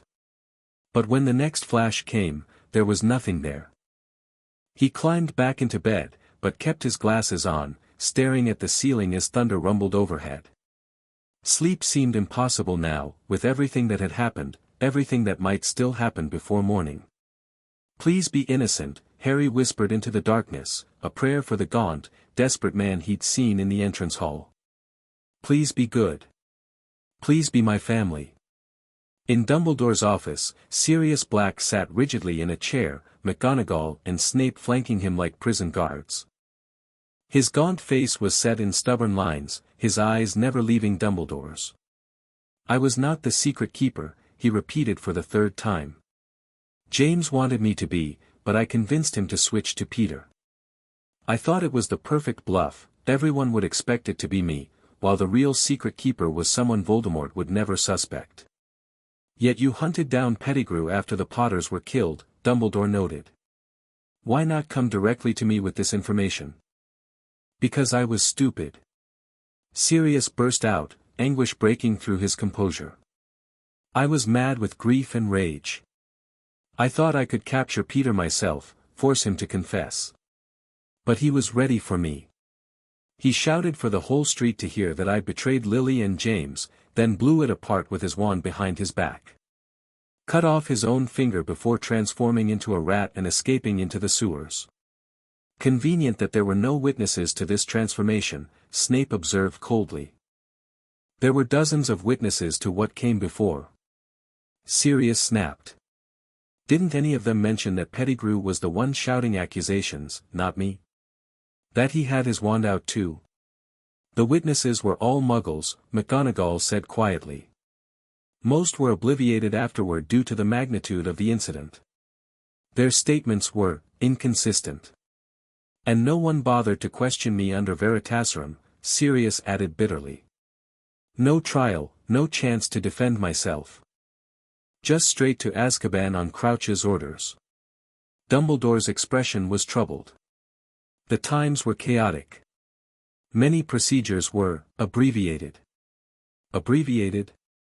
Sirius laughed hollowly. 5 years of my life gone, and you call it an abbreviated procedure? "If what you say is true," Dumbledore said carefully, "it is a grave miscarriage of justice. But we must be certain. I have asked Professor Snape to prepare Veritaserum." A silvery lynx Patronus bounded through the office window, interrupting him. Kingsley's deep voice emerged, "Death Eaters approaching Hogwarts from the forest. At least 5, possibly more. Bellatrix Lestrange confirmed among them. Auror reinforcements 10 minutes out." The atmosphere in the office changed instantly. Dumbledore stood, suddenly emanating power that made the air itself seem to crackle. "Minerva, alert the staff and activate the castle's defensive enchantments. Severus, secure the lower levels, they may attempt entry through the old tunnels." Both professors nodded and hurried from the room. "And me?" Sirius asked, standing as well. "Am I to sit here while Death Eaters attack a castle containing my godson?" Dumbledore studied him for a long moment. Then, to Sirius's evident surprise, he extended the wand McGonagall had confiscated.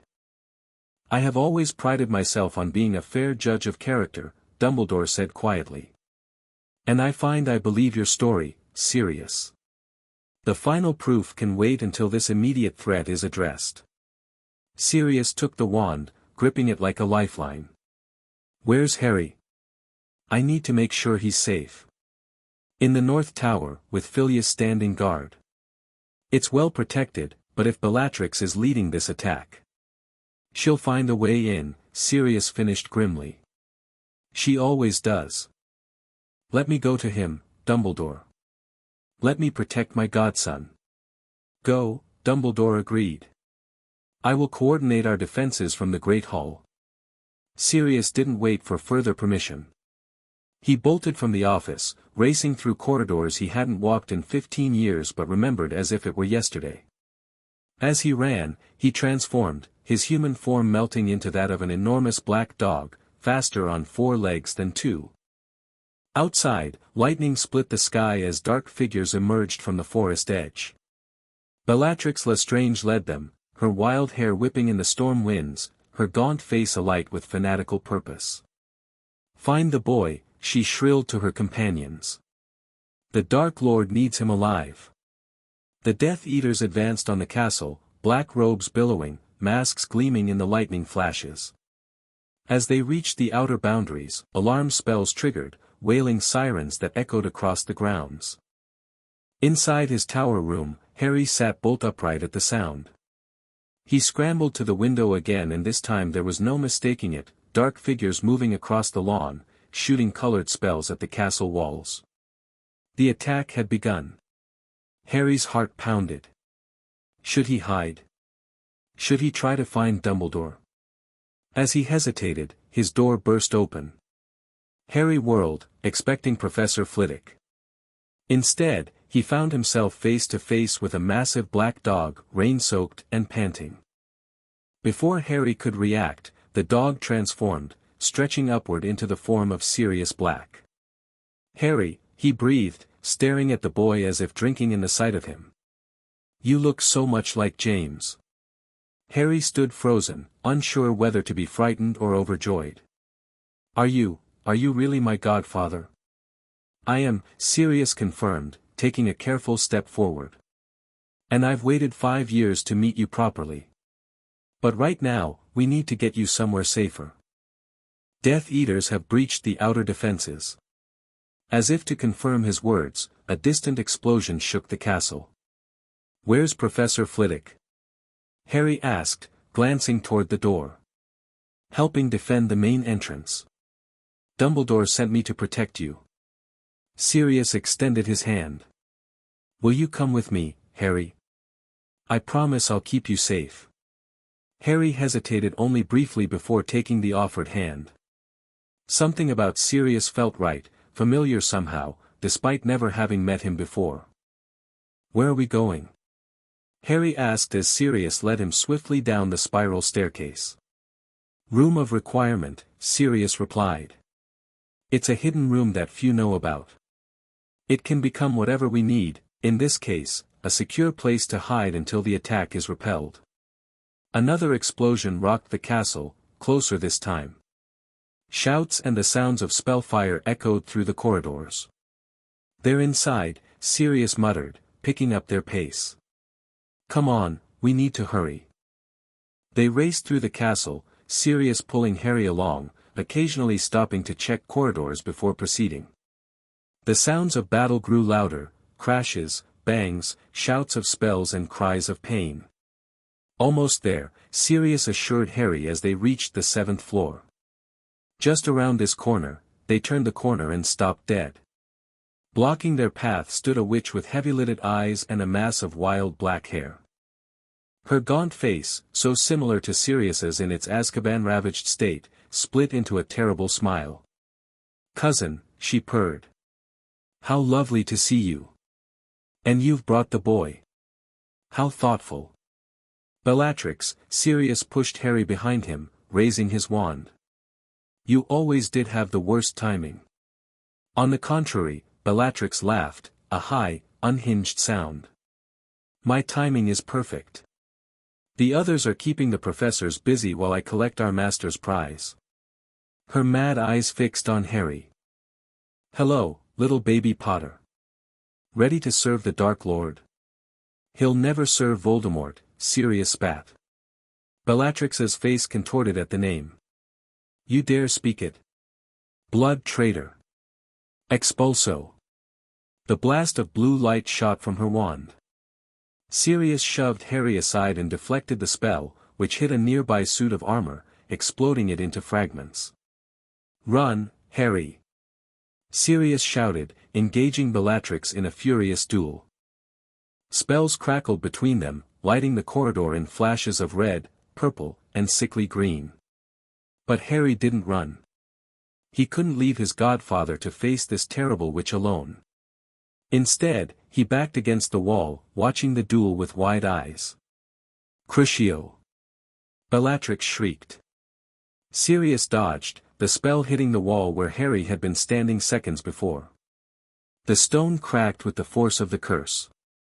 "Is that the best you can do, Bella?" Sirius taunted, firing back spell after spell. Despite his years in Azkaban, he fought with surprising strength and skill. Bellatrix's face twisted with rage. You always were irritating, cousin. Avada. Before she could complete the killing curse, a brilliant white light filled the corridor. Harry shielded his eyes. When he looked again, Dumbledore stood there, his wand raised, his power palpable in the air around him. That's quite enough, Bellatrix, he said calmly. For the first time, the witch looked uncertain. Dumbledore, she hissed. Your companions have already been captured or fled, Dumbledore informed her. The Aurors have arrived. You would be wise to surrender. Never. Bellatrix shrieked, firing a killing curse at Dumbledore. The headmaster flicked his wand almost casually, conjuring a whirling shield that absorbed the green light. His counterspell was swift and silent, binding Bellatrix in glowing chains before she could react. No. She screamed, struggling against the magical restraints. The Dark Lord will free me. He will return. Perhaps, Dumbledore said gravely. But not today, and not through Harry. He turned to Sirius and Harry. Are you both unharmed? Sirius nodded, breathing heavily from the duel. Thanks to your timely arrival.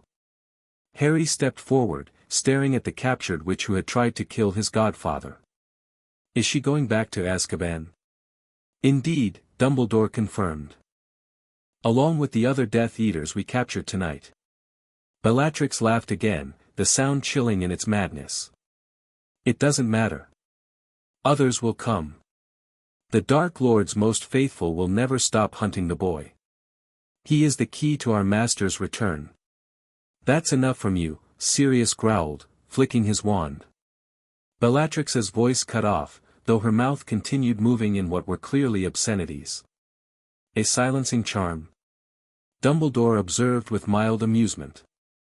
Most civilized of you, Sirius. I didn't want Harry hearing her filth, Sirius replied, placing a protective hand on Harry's shoulder. He's been through enough tonight. Harry leaned unconsciously into the touch, feeling a connection to this man he'd just met but somehow trusted completely. Indeed he has, Dumbledore agreed. Let us return to my office. The Aurors will take Bellatrix and her companions into custody. As they walked away, Harry couldn't help looking back at Bellatrix. Her eyes followed him, filled with hatred and something else, a fanatical certainty that sent a chill down his spine. Don't worry about her, Sirius said softly, noticing Harry's backward glance. She can't hurt you now. She said Voldemort wants me, Harry said. That I'm the key to his return. What did she mean? Sirius and Dumbledore exchanged a look over Harry's head. That's a conversation for another time, Dumbledore said gently. When you're a bit older. Harry frowned but didn't press the issue. He had more immediate concerns. What happens now? With my godfather, I mean. Now, Dumbledore said, we verify Sirius's story officially. If it proves true, as I believe it will, steps will be taken to clear his name. And then I can live with him? Harry asked hopefully. That's the plan, pup, Sirius said, ruffling Harry's hair affectionately. If you want to, that is. I want to, Harry said immediately. More than anything. The smile that broke across Sirius's gaunt face transformed it, giving Harry a glimpse of the handsome, vibrant man his godfather had been before Azkaban. Then that's what we'll do. Once I'm officially cleared, we'll find a place, somewhere with a big garden for you to fly your broomstick. I can fly a broomstick? Harry asked excitedly. Of course. James was an exceptional flyer, Quidditch star of his day. I bet you've inherited his talent. As they walked through the battle-damaged corridors, Sirius kept his hand on Harry's shoulder, as if afraid the boy might vanish if he let go. Harry didn't mind. For the first time in his life, he felt the protective presence of family, real family, not the Dursleys who had tolerated him out of obligation. In Dumbledore's office, they found McGonagall, Snape, and Kingsley waiting for them. McGonagall had a cut on her cheek but seemed otherwise unharmed. Snape's robes were singed at the edges. Kingsley stood tall and composed, though his earring was missing and there was a bruise forming under one eye. The Death Eaters have been contained, Kingsley reported. 3 captured, 2 escaped. Minimal damage to the castle, no serious injuries among staff. Excellent work, all of you, Dumbledore said. He gestured to Sirius. I believe we have one more matter to resolve tonight. Snape produced a small vial of clear liquid, Veritaserum. As requested, Headmaster. Sirius eyed the potion and then nodded resolutely. Let's get this over with. Harry, McGonagall said gently, perhaps you should wait outside for this part. No, Harry said firmly. I want to hear it. I want to know the truth. The adults exchanged glances, but no one argued. Sirius sat in the chair before Dumbledore's desk and accepted 3 drops of the potion on his tongue. His eyes immediately glazed slightly, his posture relaxing as the truth serum took effect. State your name, Kingsley began formally. Sirius Black. Were you the secret keeper for James and Lily Potter? No. I was meant to be, but I convinced them to switch to Peter Pettigrew at the last minute. I thought it was the perfect bluff. Did you betray James and Lily Potter to Voldemort? Never, Sirius said fiercely, emotion breaking through even the Veritaserum's influence. I would have died before betraying them. Did you kill Peter Pettigrew and 12 Muggles on November 1, 1981? No. Peter shouted that I had betrayed Lily and James, then used his wand behind his back to cause the explosion. He cut off his own finger before transforming into his rat animagus form and escaping into the sewer. Pettigrew was an animagus? McGonagall asked sharply. Yes. Unregistered. A rat. James was a stag, and I'm a dog. We all became animagi in our 5th year to accompany Remus during his transformations. Harry listened with fascination. His father could transform into a stag. And Professor Lupin, whom he hadn't met yet but Hagrid had mentioned, was some kind of creature that needed accompanying during transformations. The questioning continued for nearly an hour, covering every detail of the events surrounding the Potters' deaths and Sirius's subsequent actions. Throughout it all, his story remained consistent, he was innocent, framed by the real traitor, Peter Pettigrew. Finally, Kingsley nodded to Dumbledore. I've heard enough. The Veritaserum confirms his account. I concur, Dumbledore said. Severus, the antidote, please. Snape administered the counter potion with evident reluctance. As Sirius shook off the Veritaserum's effects, his eyes immediately sought Harry. You heard? He asked anxiously. Harry nodded, a grin spreading across his face. You didn't do it. You're innocent. I'm innocent, Sirius confirmed, his voice cracking slightly. And I'm free. Not officially, Kingsley cautioned. There will need to be a formal hearing at the Ministry. But with my testimony and the evidence from the Veritaserum questioning, your exoneration should be straightforward. How soon can this hearing take place? Dumbledore asked. Given the circumstances and the high-profile nature of the case, I can arrange it for tomorrow afternoon, Kingsley said. Minister Fudge will want this resolved quickly, especially with the press conference regarding Harry scheduled for the morning. The press conference, McGonagall groaned. I'd forgotten about that with all the excitement. It still needs to happen, Kingsley said firmly. The public is in a panic over the breakout and tonight's attack. They need reassurance that the situation is under control. And seeing the boy who lived safe and sound will provide that reassurance, Dumbledore concluded. Very well. Harry will make his brief appearance as agreed, with proper security in place. Harry grimaced but didn't protest. He understood it was important. Can Sirius come too? He asked hopefully. I'm afraid that would be premature, Dumbledore said gently. Until his name is officially cleared, Sirius should remain here at Hogwarts, out of public view. But right after, Sirius promised, once the hearing is done, I'll be there. And then we can start making plans for for the future. Our future, together. Harry beamed at him, exhaustion forgotten in the face of this promise. Our future, he repeated happily. For tonight, McGonagall said practically, I think we all need rest. It's been an eventful evening, to say the least. Indeed, Dumbledore agreed. Harry, you will return to your tower room, which has been repaired and reinforced with additional protections. Sirius, we can prepare guest quarters for you nearby. If it's all the same to you, Sirius said hesitantly, I'd prefer to keep watch outside Harry's door tonight. As Padfoot, perhaps. I just got him back. I'm not ready to let him out of my sight yet. Dumbledore considered this request, then nodded. Very well. I believe that arrangement will provide both physical security and peace of mind. Harry yawned suddenly, the night's events catching up with him. Sirius noticed immediately. Come on, pup, he said, standing and offering his hand again. Bedtime for growing wizards. Harry took the offered hand without hesitation, feeling as though he'd known this man his whole life instead of just a few hours. As they left the office, he heard Dumbledore speaking quietly to the others behind them. Alert the Order. We need to find Peter Pettigrew. If Bellatrix is correct about Voldemort seeking to return, Pettigrew may be instrumental in that plan. Harry didn't understand all the implications of this, but he knew it was important. For tonight, though, he was content to walk hand in hand with his godfather, secure in the knowledge that he finally, truly had family.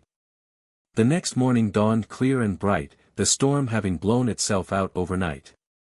Harry woke to find a large black dog curled on the floor beside his bed, snoring softly. Sirius, he whispered. The dog's eyes opened immediately. A moment later, Sirius stood there in human form, looking considerably better than he had the night before. Someone had provided him with clean robes, and his matted hair had been cut and washed. Morning, pup, he said with a smile. Sleep well? Better than I expected, Harry admitted, reaching for his glasses. No nightmares. Good.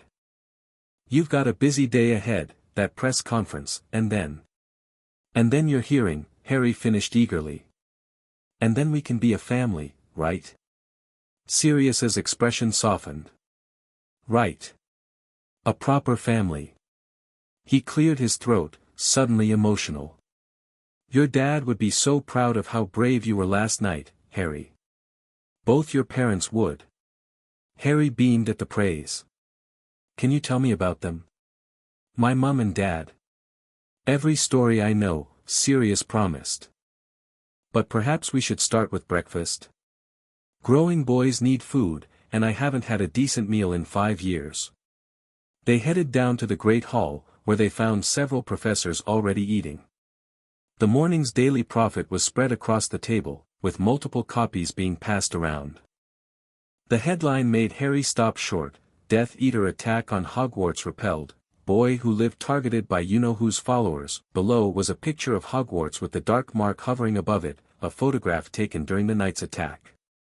They work fast, Sirius muttered, steering Harry toward 2 empty seats next to Hagrid. Harry. Sirius. Hagrid boomed. Heard all about last night. Wish I could have been there, would have given those Death Eaters something to think about. Where were you? Harry asked curiously as he loaded his plate with eggs and sausages.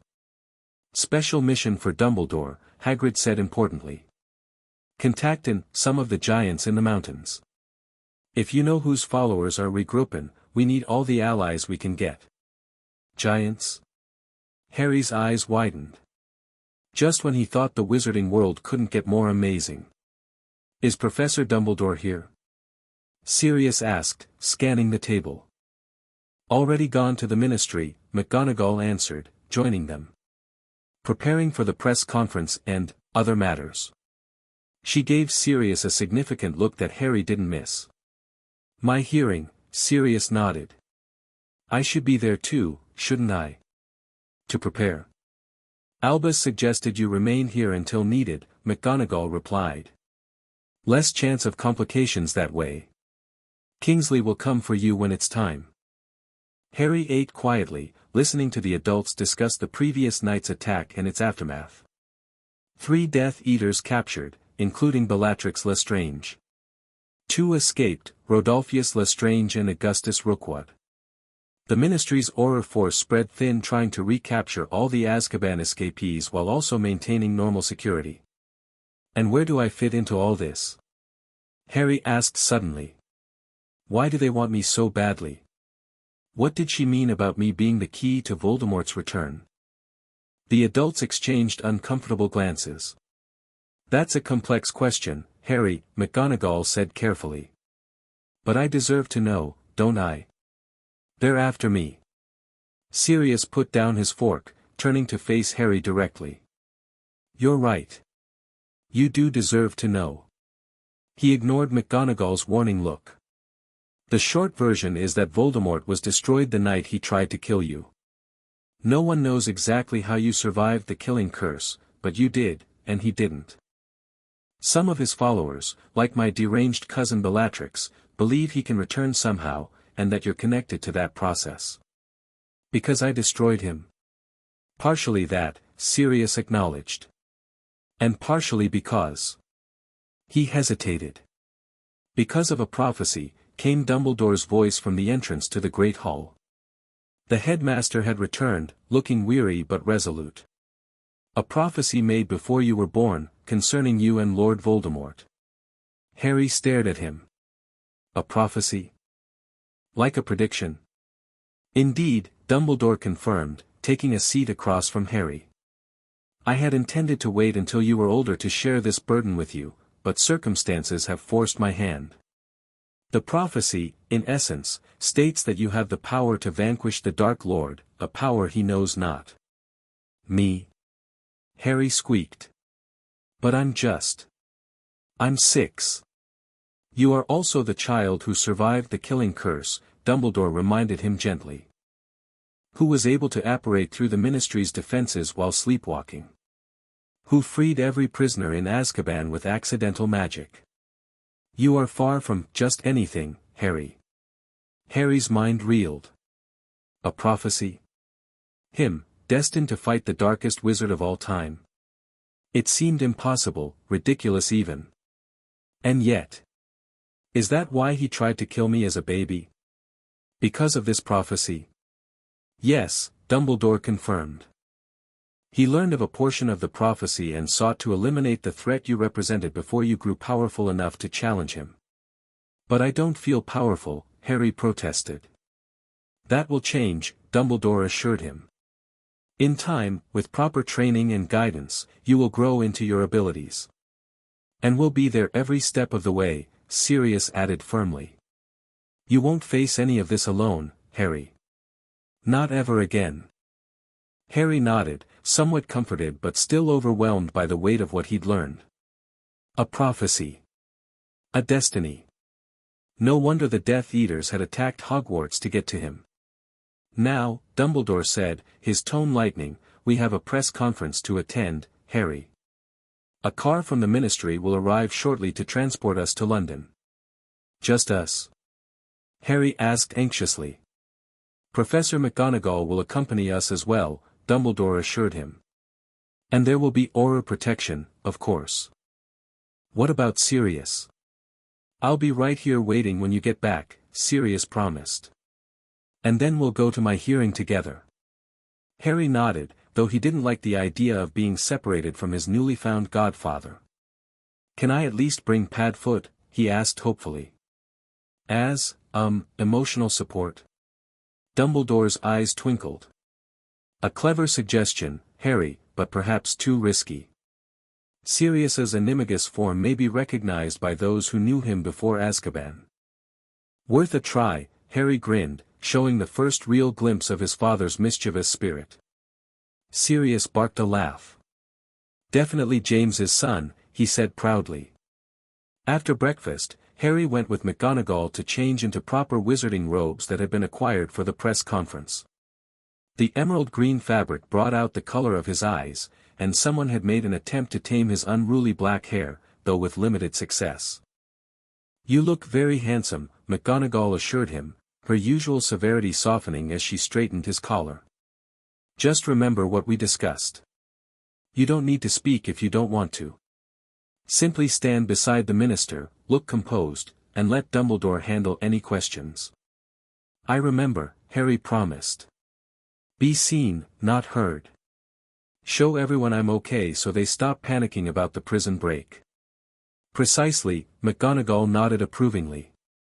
"And after this circus is concluded, we can focus on more important matters, like Sirius's hearing and your future arrangements." The ministry car turned out to be a sleek black vehicle that looked ordinary from the outside but was magically expanded inside, with plush leather seats and enchanted windows that showed calming scenes of countryside rather than the London traffic they were actually navigating. Harry sat between Dumbledore and McGonagall, trying not to fidget with his robes or flatten his hair obsessively. He'd never been the center of attention before, unless you counted being chased by Dudley's gang, and the idea of standing before reporters made his stomach churn. "Just a few minutes of your time," Dumbledore assured him, seeming to sense his anxiety.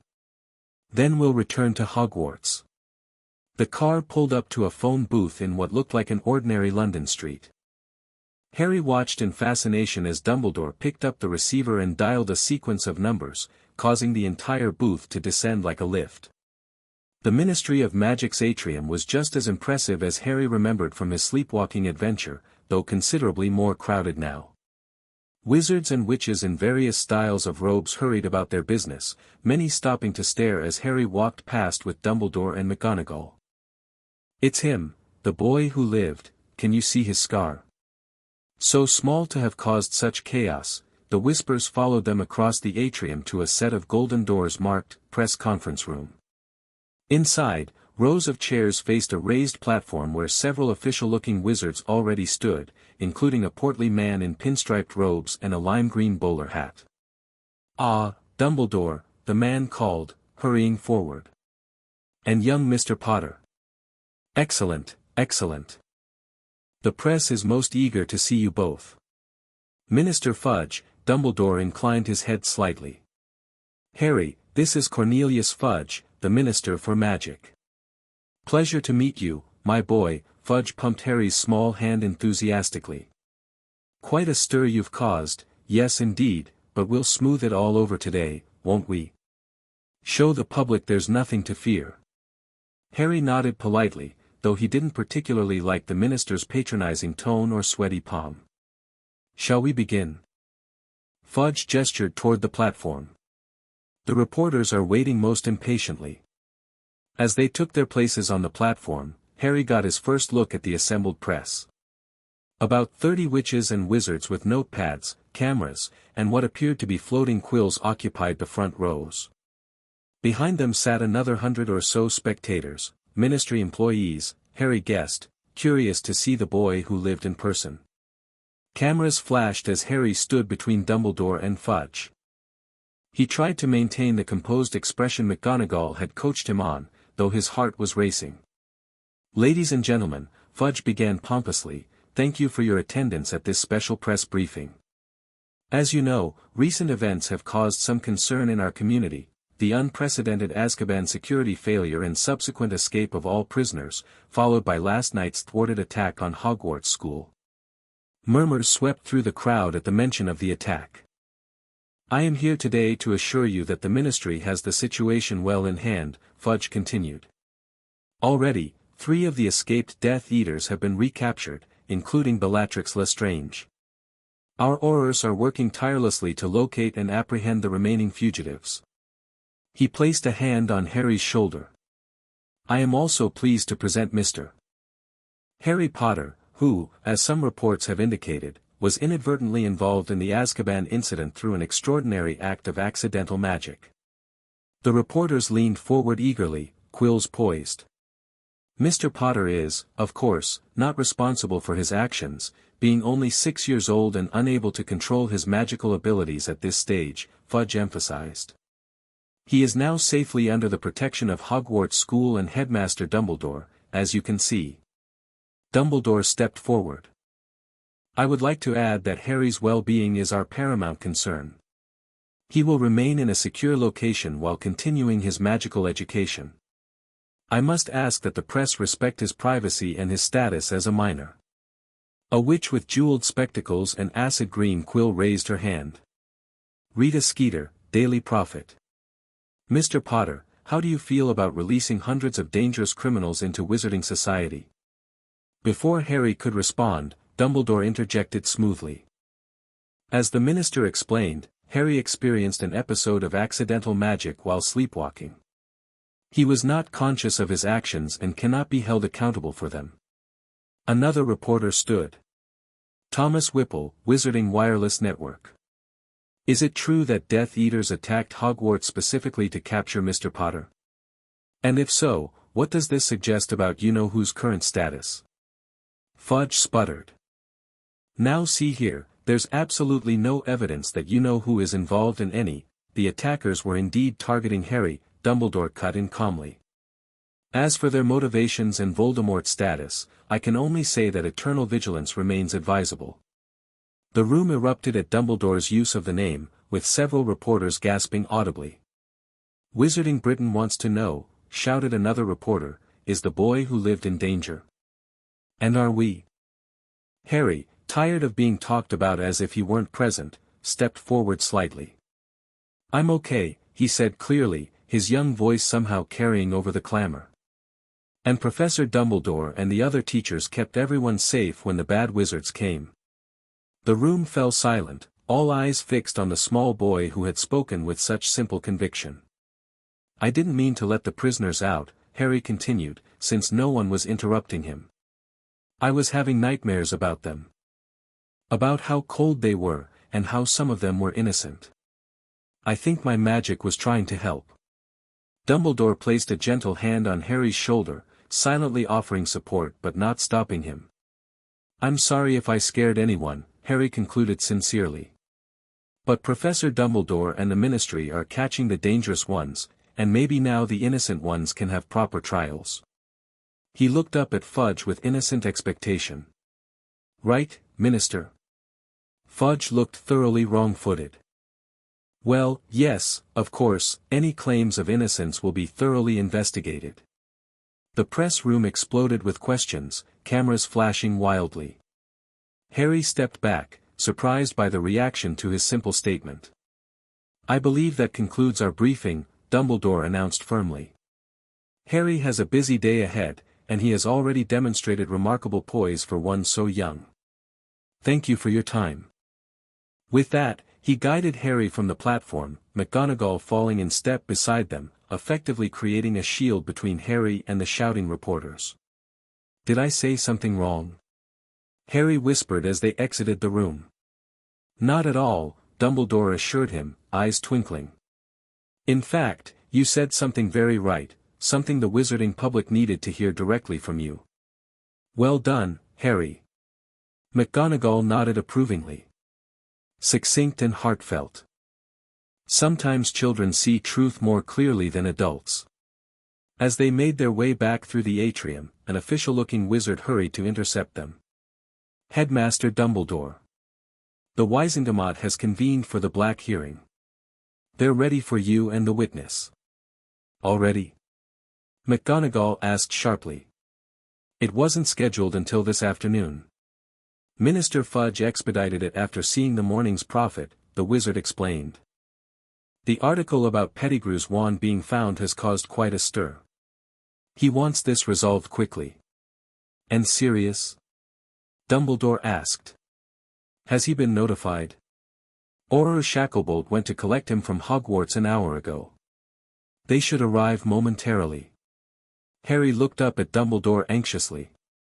Can I go to the hearing? Please. He's my godfather. Dumbledore considered for a moment. It's irregular, but given the circumstances. Yes, Harry, you may attend. Though you must promise to remain quiet and seated with Professor McGonagall at all times. I promise, Harry said fervently. They were led to an elevator that descended deep below the ministry. Harry's excitement about witnessing Sirius's hearing was tempered by growing nervousness. What if something went wrong? What if the Ministry didn't believe Sirius was innocent despite the Veritaserum? The courtroom was large, circular, and intimidating, with tiered seating filled with wizards and witches in plum-colored robes. In the center stood a single chair with chains on the arms, currently empty. McGonagall guided Harry to a bench near the back of the room, while Dumbledore proceeded to a seat among the Wisengamot members. "That's where the Wisengamot sits," McGonagall explained quietly. "They're our High Court, they'll hear the evidence and determine Sirius's legal status." "Will they use Veritaserum again?" Harry whispered. "Most likely," McGonagall nodded. "Though in a formal hearing, more detailed questions will be asked." The doors opened, and Sirius entered, flanked by Kingsley and another Auror. He looked remarkably composed, though his eyes darted around nervously until they found Harry. When their gazes met, Sirius gave a small, reassuring smile. "Disciplinary hearing of the 27th of July, began an elderly witch at the center of the Wisengamot bench, into the case of Sirius Black, convicted of the murder of Peter Pettigrew and 12 Muggles, as well as conspiracy in the deaths of James and Lily Potter through service to he who must not be named." She peered down at Sirius. "New evidence has emerged that calls the original conviction into question. This hearing will determine whether said conviction should be overturned." Interrogators: Amelia Susan Bones, head of the Department of Magical Law Enforcement; Cornelius Oswald Fudge, Minister for Magic; Albus Percival Wulfric Brian Dumbledore, Chief Warlock. Court Scribe: Percy Ignatius Weasley. Harry watched as a young, serious-looking redhead with horn-rimmed glasses began taking notes. Another Weasley, he realized, like the man who had invited him to visit their home. "The accused will be questioned under Veritaserum," Madame Bones continued. "Auror Shacklebolt, please administer the potion." Kingsley stepped forward with a small vial. Sirius accepted it without hesitation, swallowing the prescribed 3 drops. His posture relaxed, his eyes taking on the slightly glazed look Harry remembered from the previous night's questioning. What followed was a thorough interrogation covering every aspect of Sirius's relationship with the Potters, the events leading to their deaths, his confrontation with Pettigrew, and his subsequent imprisonment. Throughout, Sirius's answers remained consistent with what he'd told Dumbledore. "I was not the secret keeper," he stated for what must have been the 5th time. "Peter Pettigrew was. He betrayed James and Lily to Voldemort, then framed me for his own supposed death and the murder of those Muggles." "And where do you believe Pettigrew has been for the past 5 years?" Madame Bones asked. "Hiding in his animagus form, a rat. Probably with a wizarding family who wouldn't recognize him for what he is." Murmurs swept through the courtroom at this. "We have examined the wand recovered from the Death Eater hideout," Madame Bones continued.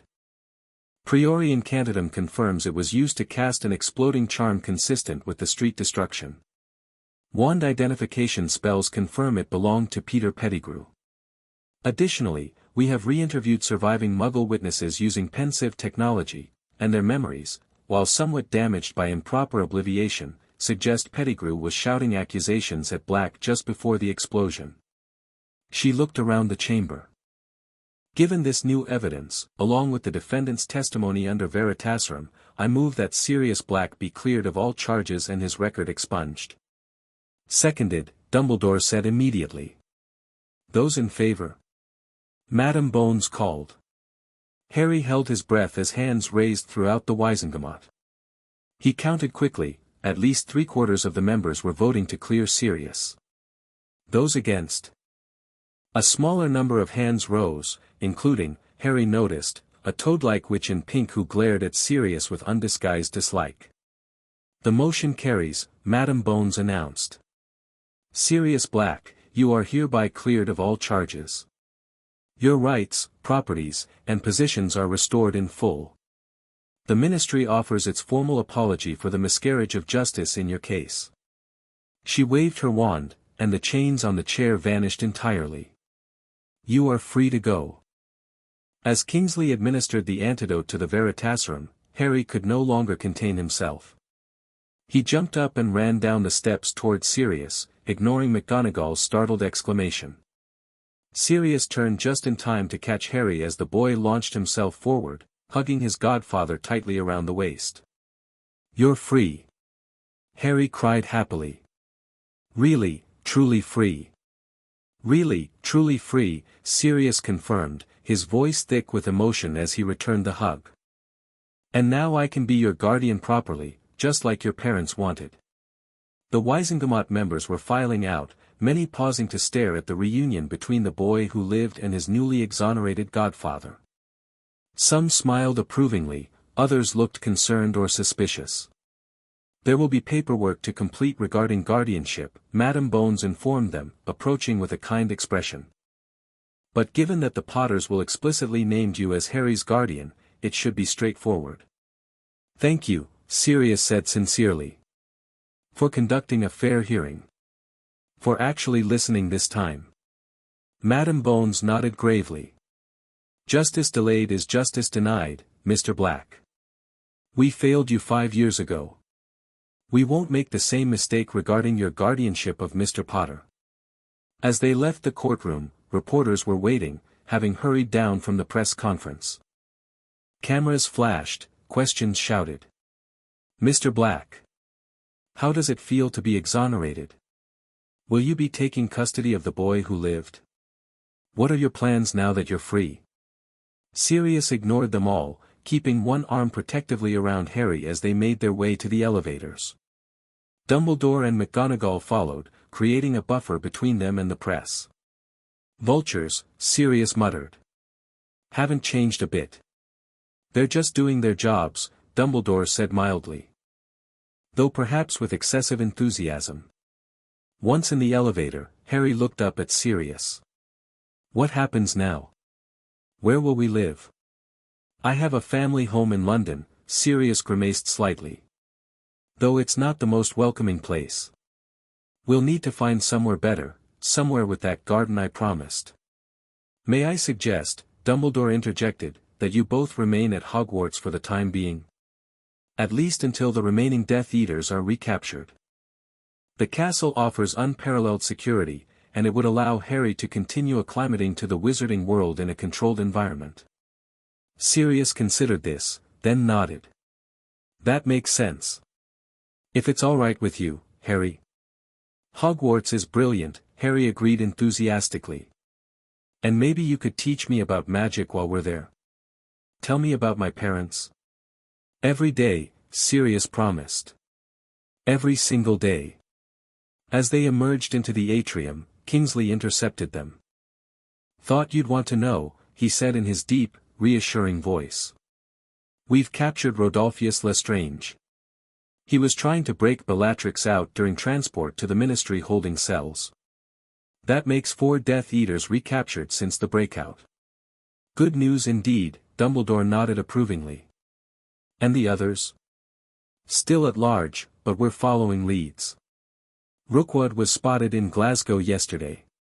Dolohov in Cornwall. And Pettigrew?"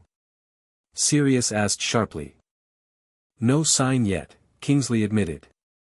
"But we've distributed his description, both human and animagus forms, to all Auror teams. He won't stay hidden forever." As they prepared to leave the Ministry, Harry noticed people in the atrium watching them, some with admiration, others with suspicion or fear. He realized his life had changed irrevocably in the few days since his sleepwalking adventure. He was no longer just Harry, the unwanted nephew stuffed in a cupboard. He was Harry Potter, the boy who lived, the boy who freed, target of Death Eaters, subject of prophecy, ward of Sirius Black. It was terrifying and exhilarating all at once. "Ready to go home, pup?" Sirius asked, squeezing his shoulder gently. Home. The word had never held much meaning for Harry before. Privet Drive had been a house he lived in, not a home. But now, with Sirius beside him and Hogwarts waiting. "Ready," Harry confirmed with a smile that lit up his entire face. As they stepped into the Ministry's grand fireplace to flew back to Hogwarts, Harry felt a sense of rightness, of belonging, that he'd never experienced before. Whatever dangers lay ahead, Death Eaters, prophecies, even Voldemort himself, he would face them. But not alone. Never alone again. The green flames swirled around them, carrying Godfather and Godson back to Hogwarts, to new beginnings, to family, to home. Chapter 3, New Guardian's life at Hogwarts settled into a strange new rhythm for Harry Potter. Instead of being stuffed in a cupboard and ignored, he now had an entire castle to explore with his godfather. Instead of cooking breakfast for the Dursleys, he ate magnificent feasts in the Great Hall with the remaining professors. Instead of dodging Dudley's fists, he was learning to dodge spells, well, harmless training ones anyway. "Keep your eyes on my wand hand," Sirius instructed as they practiced in an empty classroom Dumbledore had set aside for them. "Never mind the fancy footwork or the trash talk, that's just distraction. Watch the wand." Harry nodded seriously, his green eyes focused on Sirius's right hand. When Sirius flicked his wrist, Harry dove to the side just as a shower of harmless blue sparks shot past where he'd been standing. "Brilliant!" Sirius whooped. James couldn't move that fast even at 11. Harry beamed at the comparison. Every mention of his parents was a treasure, a puzzle piece filling in the empty space where his family history should have been.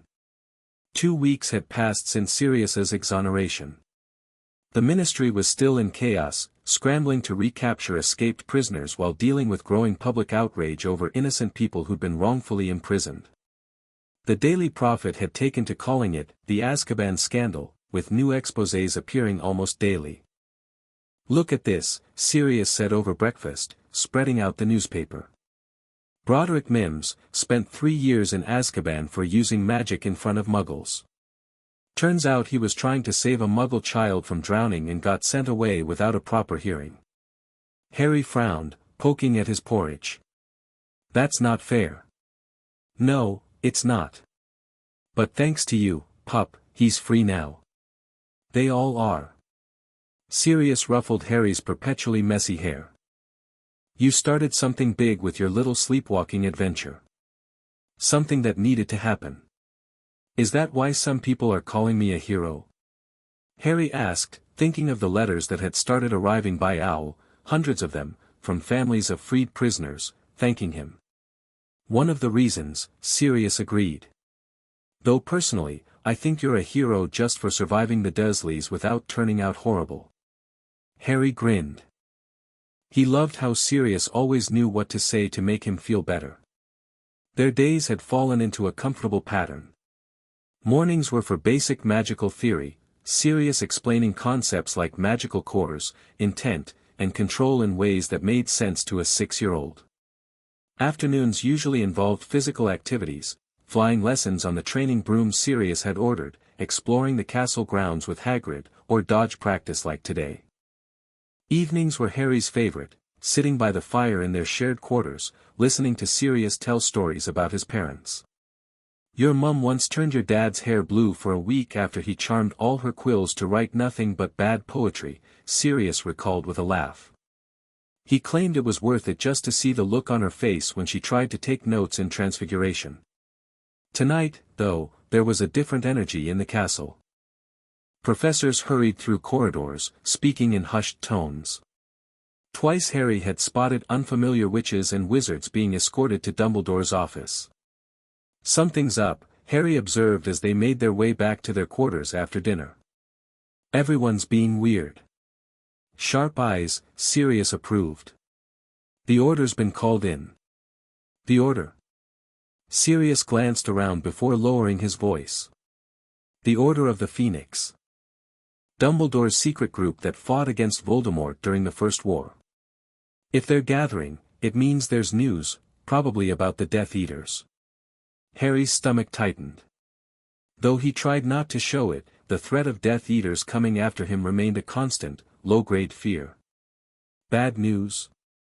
"Let's find out," Sirius decided, changing direction toward Dumbledore's office. "We have a right to know if it concerns us." When they reached the gargoyle guarding the headmaster's office, they found Professor McGonagall just leaving. "Ah, Black, Potter," she acknowledged with a nod. "I was about to send for you. The headmaster would like a word." "Great minds," Sirius winked at Harry. What's the password this week? Sugar quills, McGonagall provided.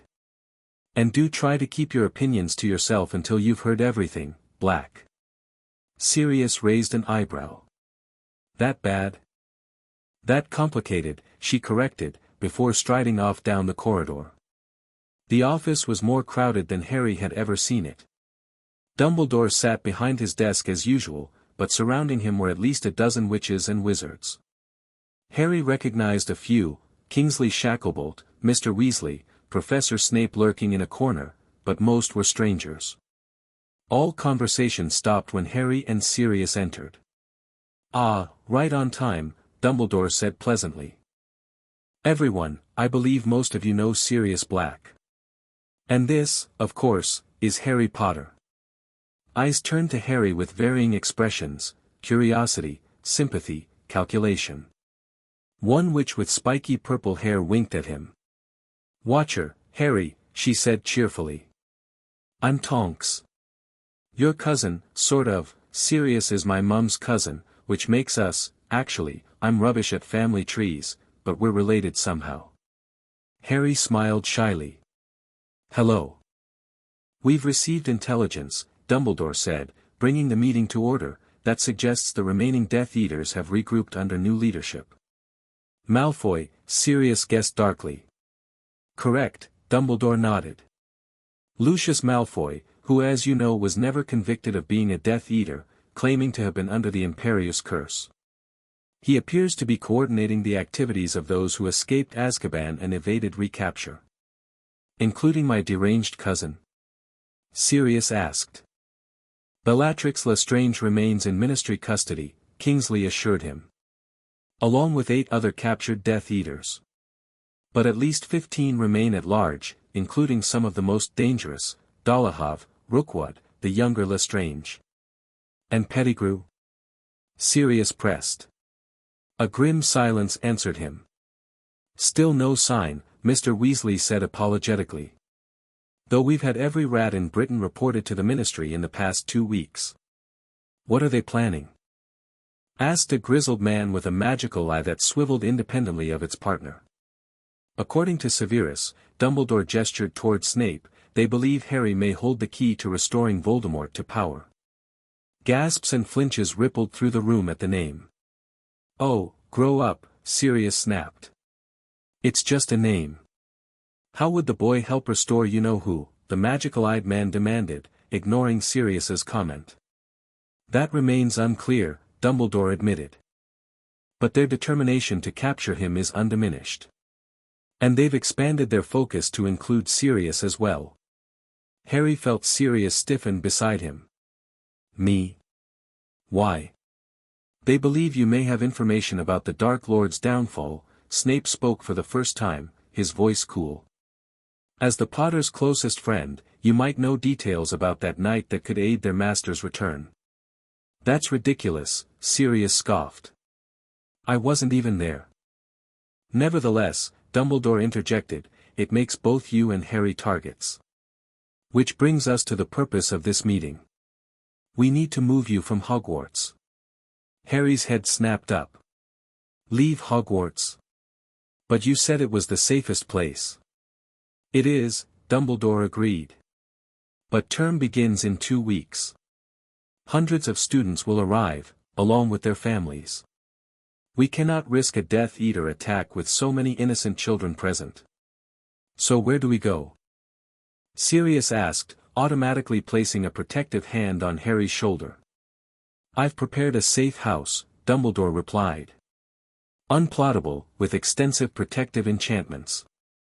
Only those in this room will know its location." "The Fidelius charm?" Sirius asked tensely. "Indeed, with myself as secret keeper," Dumbledore confirmed. "I believe we've all learned the importance of choosing that role carefully." Sirius nodded grimly. "When do we leave?" "Tonight," said the magical-eyed man. "Under cover of darkness. Mad-Eye Moody, by the way," he added to Harry. "You'll be riding with me." "I can take Harry on my own," Sirius protested. "No offense, Black," but you're 5 years out of practice and the Death Eaters are specifically hunting you, Moody growled. The boy rides with me. Actually, Tonks interrupted brightly, we thought Harry might enjoy riding with Hagrid. On Sirius's old motorbike. We've got it running again. Harry's eyes widened with excitement. The flying motorcycle from my dreams? The one you had when I was a baby? Sirius looked startled. You remember that? I dream about it sometimes, Harry admitted. A flying motorcycle, a giant, and you arguing with him about taking me somewhere. The adults exchanged significant glances. Interesting that you'd recall that night, Dumbledore observed, studying Harry over his half-moon spectacles. You were only 15 months old. Harry shrugged. I remember green light and someone screaming too. My mum, I think. An uncomfortable silence fell. Sirius's hand tightened on Harry's shoulder. Right, Moody said gruffly, breaking the tension. Hagrid takes the boy on the bike. Black, you'll go with Tonks and Lupin. The rest of us provide coverage and distractions. We leave at midnight. The meeting continued with detailed planning for the transport to the safe house. Harry listened with growing anxiety. They wouldn't be taking all these precautions if the danger wasn't serious. As the adults argued over flight paths and backup plans, Harry felt the weight of his strange position in the wizarding world pressing down on him. Why did the Death Eaters want him so badly? What could he, a 6-year-old who'd only known about magic for a few weeks, possibly do to bring back Voldemort? You okay, pup? Sirius asked quietly, noticing Harry's troubled expression. Just thinking, Harry replied. Do you think they'll ever stop coming after me? Sirius considered the question with the seriousness it deserved. I think, he said slowly, that as long as Voldemort's followers believe he can return, they'll keep trying to get to you. But I also think we'll stop them. Every time. Harry nodded, comforted by his godfather's certainty. Where is this safe house anyway? That, said Dumbledore, overhearing, is something we'll save as a surprise. But I think you'll find it quite comfortable for the next phase of your magical education. As the meeting broke up, various Order members came to introduce themselves to Harry. He met Remus Lupin, the third of his father's close friends, a shabby-looking man with premature gray in his brown hair and kind eyes that lit up when Harry said he'd heard all about Uncle Moony from Sirius. He met Emmeline Vance, Daedalus Diggle, Sturgis Podmore, and others whose names blurred together. You'll get to know them all properly at the safe house, Sirius assured him as they returned to their quarters to pack. Many of them will be taking shifts as additional security. It's weird having so many grown-ups suddenly interested in me, Harry admitted as he stuffed his few possessions into a backpack. The Dursleys acted like I was invisible most of the time. Sirius's face darkened. The Dursleys were the worst sort of muggles. You deserved better. I have better now, Harry pointed out with simple honesty. I have you. Sirius's expression softened. Yes, you do. And you're stuck with me, kid. Forever. Promise? Harry asked, a hint of lingering insecurity showing through. I promise, Sirius said firmly. Nothing will separate us again. At 11:30, they made their way down to the entrance hall where the Order was gathering. Hagrid stood by the massive doors, looking excited about the mission ahead. There he is. The half-giant boomed. Ready for another ride on the motorbike, Harry? Last time you were just a tiny thing, fell asleep before we even left Godric's Hollow. I can't wait, Harry said sincerely. Despite the circumstances, the idea of flying on a motorcycle was thrilling. Remember the plan, Moody growled, his magical eye spinning wildly. We've got 7 decoys leaving in different directions. The real Potter and Black will be in the last group with the strongest guard. Anyone who betrays this plan is signing their death warrant. He fixed each person with a penetrating stare, lingering particularly on Snape. Constant vigilance, several Order members chorused, apparently an inside joke of some kind. As midnight approached, the first decoy teams departed, creating enough magical disturbance to be noticed by anyone watching the castle. By the time it was Harry and Sirius's turn to leave, Moody seemed satisfied that any potential ambush would have been drawn away. "Stick close to Hagrid," Sirius instructed, giving Harry a tight hug. "Do exactly what he says, and I'll see you at the safe house." "Be careful," Harry said, suddenly afraid. "Don't let them catch you." "Never," Sirius promised with a wink. "I'm an expert at staying uncaught, remember?" Harry nodded, trying to look brave as he followed Hagrid out onto the grounds where the enormous motorcycle waited. It was vintage black with a sidecar attached, rumbling deeply even at idle. "In you go," Hagrid helped Harry into the sidecar. Snug as a niffler in a vault. Harry had no idea what that meant but assumed it was good as Hagrid buckled him in securely. The half-giant then mounted the motorcycle, making it sink several inches under his weight. "Ready?"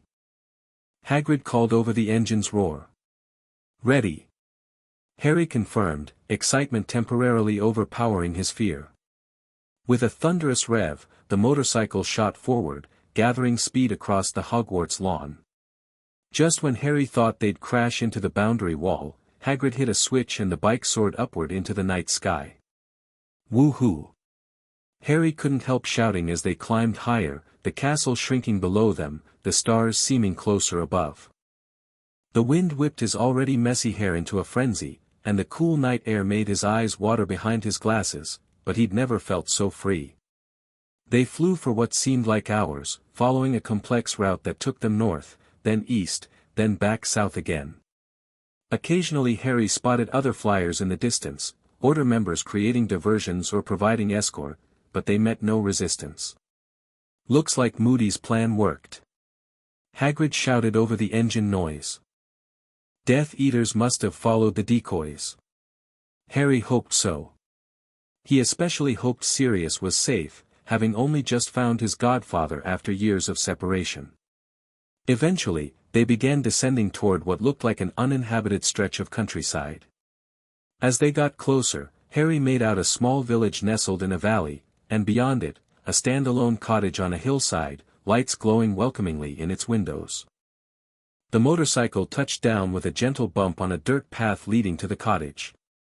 As they rolled to a stop, the front door opened, and Sirius rushed out. "All good," he called anxiously to Hagrid. "Smooth as treacle," Hagrid reported, helping Harry out of the sidecar. "Not a Death Eater in sight." Sirius swept Harry into a hug. "Good flight." "The best." Harry enthused. "We went so high I could see for miles. Can we do it again sometime?" "Maybe when there aren't dark wizards hunting us," Sirius laughed, relieved to see Harry safe and in good spirits. "Come on inside. Dumbledore's waiting to show us around our new home." The cottage appeared small from the outside, a traditional thatched roof structure with climbing roses around the door, but like most magical dwellings, it was considerably larger within. Harry stepped into a cozy living room with a crackling fire, comfortable-looking sofas, and bookshelves lining the walls. "Welcome to Lion's Den," Dumbledore greeted them, standing by the fireplace. "Named in honor of your Gryffindor heritage, though of course you've not been sorted yet, Harry." "It's brilliant," Harry said, looking around in wonder. "Much nicer than the Dursleys." "Low bar," Sirius muttered, but he too looked pleased with their new accommodations. Dumbledore gave them a tour of the cottage, which included 4 bedrooms, a well-equipped kitchen, a study filled with magical instruments, and a basement that had been converted into a training room. "You'll continue Harry's education here," Dumbledore explained to Sirius. "I've arranged for various Order members to assist with specific subjects. Minerva will visit weekly for basic transfiguration theory, Phileas for charms, and so forth." "What about me?" Harry asked. "Will I just be stuck inside all the time?" "Not at all," Dumbledore assured him. "The cottage grounds are protected by the Fidelius charm and additional enchantments. You can play outdoors freely within the boundary markers. He pointed through a window to a series of small stone cairns surrounding the property. Just don't go beyond those. And how long will we be here? Sirius asked. Until we've neutralized the threat, Dumbledore said simply. Which reminds me. He reached into his robes and produced a wand, which he handed to Sirius. Your original wand was snapped when you were imprisoned. This one should suit you, oak and dragon heartstring, slightly more rigid than your first but compatible with your magic. Sirius took the wand reverently, giving it an experimental flick. A shower of red and gold sparks erupted from its tip. Thank you, Albus. You'll need it for defense, and for teaching, Dumbledore nodded. Now, I believe it's well past young Harry's bedtime. We can discuss the security rotation and other details tomorrow. With that, he bid them good night and departed, leaving Sirius and Harry to settle into their new home.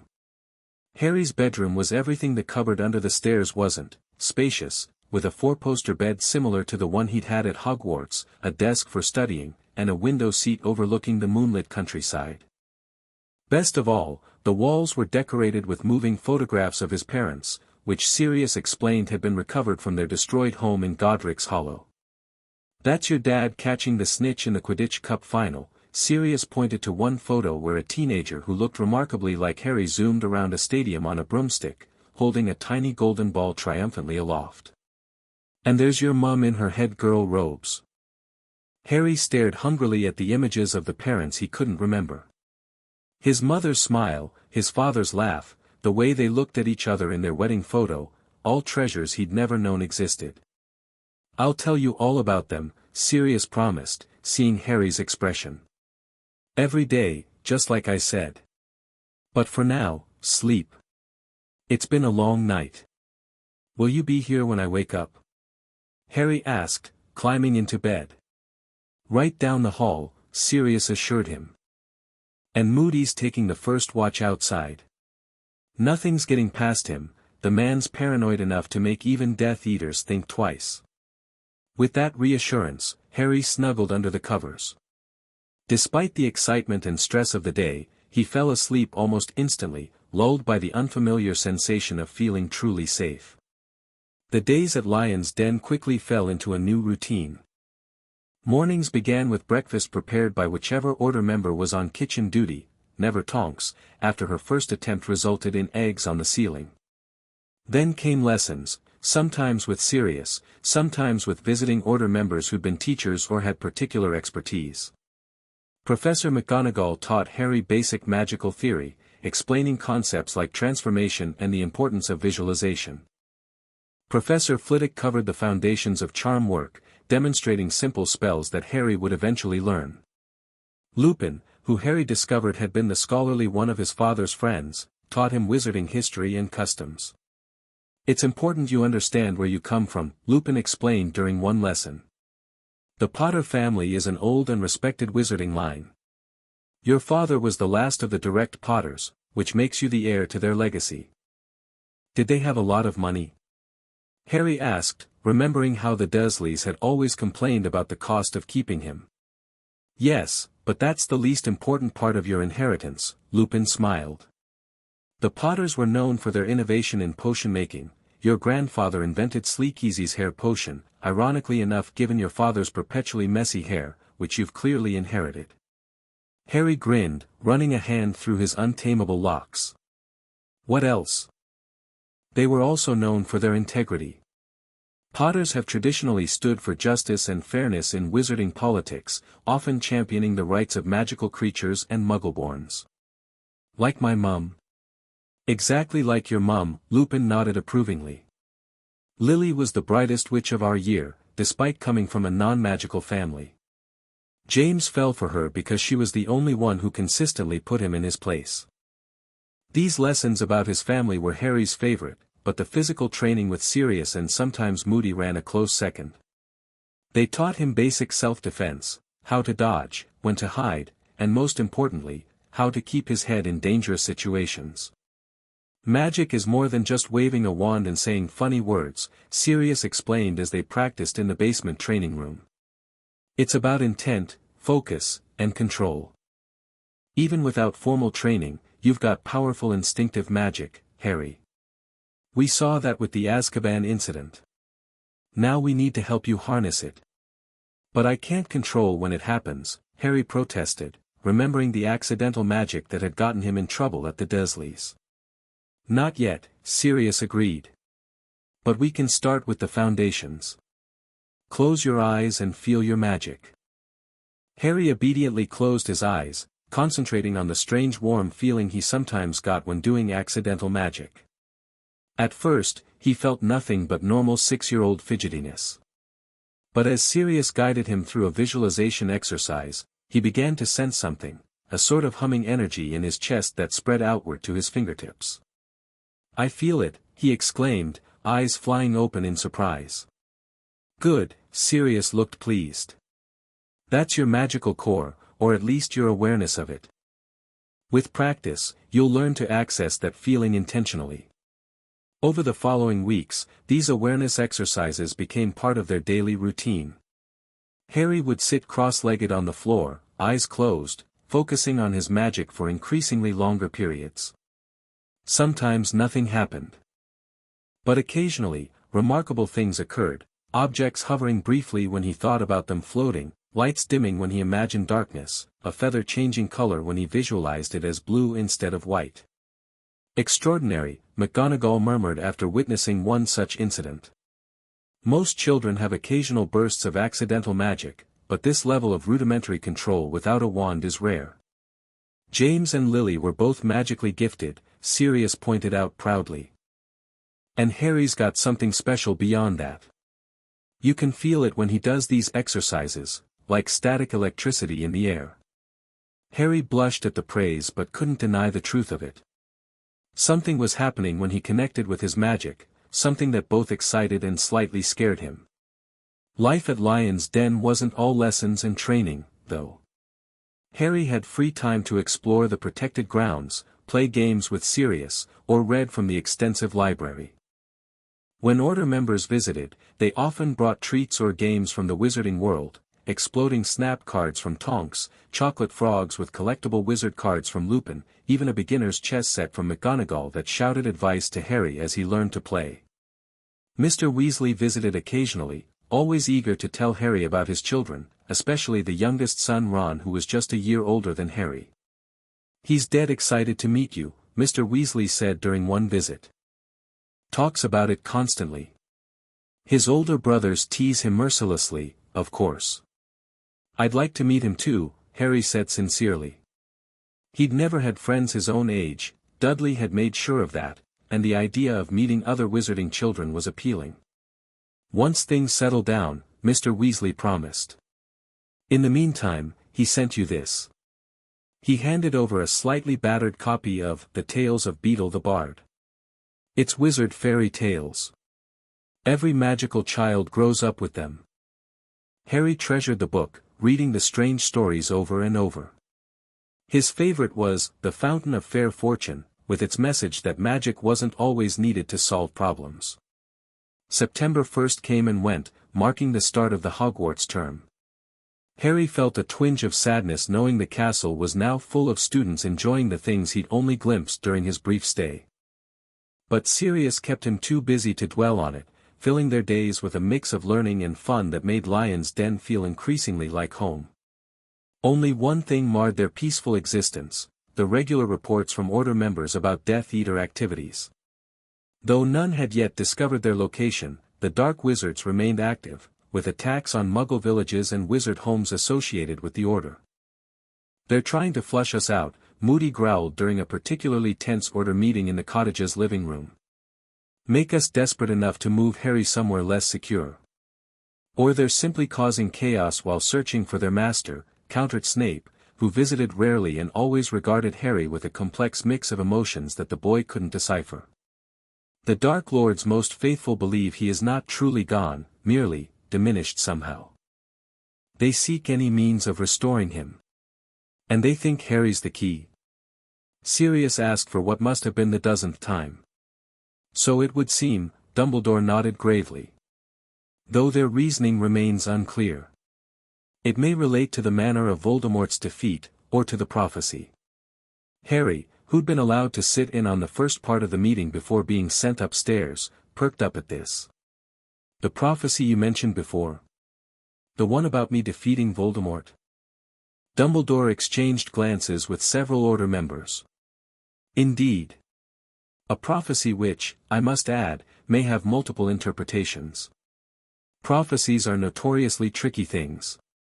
But what exactly does it say? Harry pressed. If it's about me, don't I deserve to know? Another round of significant looks passed between the adults. Finally, Dumbledore sighed. You are young, Harry, but your circumstances are unprecedented. Perhaps you do deserve to know what you face. He took a deep breath before reciting, the one with the power to vanquish the Dark Lord approaches. Born to those who have thrice defied him, born as the seventh month dies. And the Dark Lord will mark him as his equal, but he will have power the Dark Lord knows not. And either must die at the hand of the other, for neither can live while the other survives. A heavy silence followed this recitation. Harry felt the weight of the words pressing down on him, even though he didn't fully understand all their implications. So, I have to kill him? Or he'll kill me? He asked finally, his voice small. That is one interpretation, Dumbledore acknowledged. But as I said, prophecies are complex. What matters most is not the prediction itself, but the choices we make in response to it. And Voldemort knows about this prophecy. That's why he tried to kill me as a baby. He knows part of it, Dumbledore corrected. Only the beginning was reported to him. He acted on incomplete information, and in doing so, set the prophecy in motion by marking you. He nodded toward Harry's lightning scar. Harry touched the scar absently, a habit he'd developed whenever Voldemort was mentioned. And now his followers want to capture me because they think I can somehow bring him back. It would seem so, Dumbledore confirmed. Which is why your safety remains our paramount concern. I think that's quite enough prophecy talk for one night, Sirius interrupted, noticing Harry's troubled expression. He's 6 years old, for Merlin's sake. I'm nearly 7, Harry pointed out automatically. His birthday had passed pleasantly at Lion's Den, with his first ever proper party and presents from all the Order members. Still too young for this burden, Sirius insisted. Go on upstairs, pup. I'll be up to say goodnight after the meeting. Harry went reluctantly, his mind spinning with the implications of the prophecy. As he readied for bed, he could hear the muffled voices of the Order meeting continuing below, occasionally rising in what sounded like heated debate. He didn't intend to eavesdrop, but as he passed the laundry chute on his way back from the bathroom, he discovered it carried sounds from the living room with surprising clarity. Pressing his ear to the opening, he caught fragments of conversation. Confirmed sighting of Pettigrew in Little Hangleton, Malfoy's been seen entering and leaving Riddle House multiple times, ritual requirements include blood of the enemy, impossible without Potter, need to increase security immediately. Harry pulled away from the laundry chute, his heart pounding. It sounded like the Death Eaters were planning something specific that required him. Something to do with a ritual and blood. He hurried back to his bedroom, diving under the covers just as footsteps sounded on the stairs. A moment later, Sirius poked his head in. All set for sleep, pup? Harry nodded, trying to look innocent and sleepy rather than anxious and alert. Sirius wasn't fooled. He came fully into the room, sitting on the edge of Harry's bed. What's wrong? Still thinking about that prophecy? Harry hesitated, then decided honesty was best. I heard some stuff through the laundry chute. About Pettigrew and rituals and, my blood. Sirius's expression darkened. Eavesdropping, were you?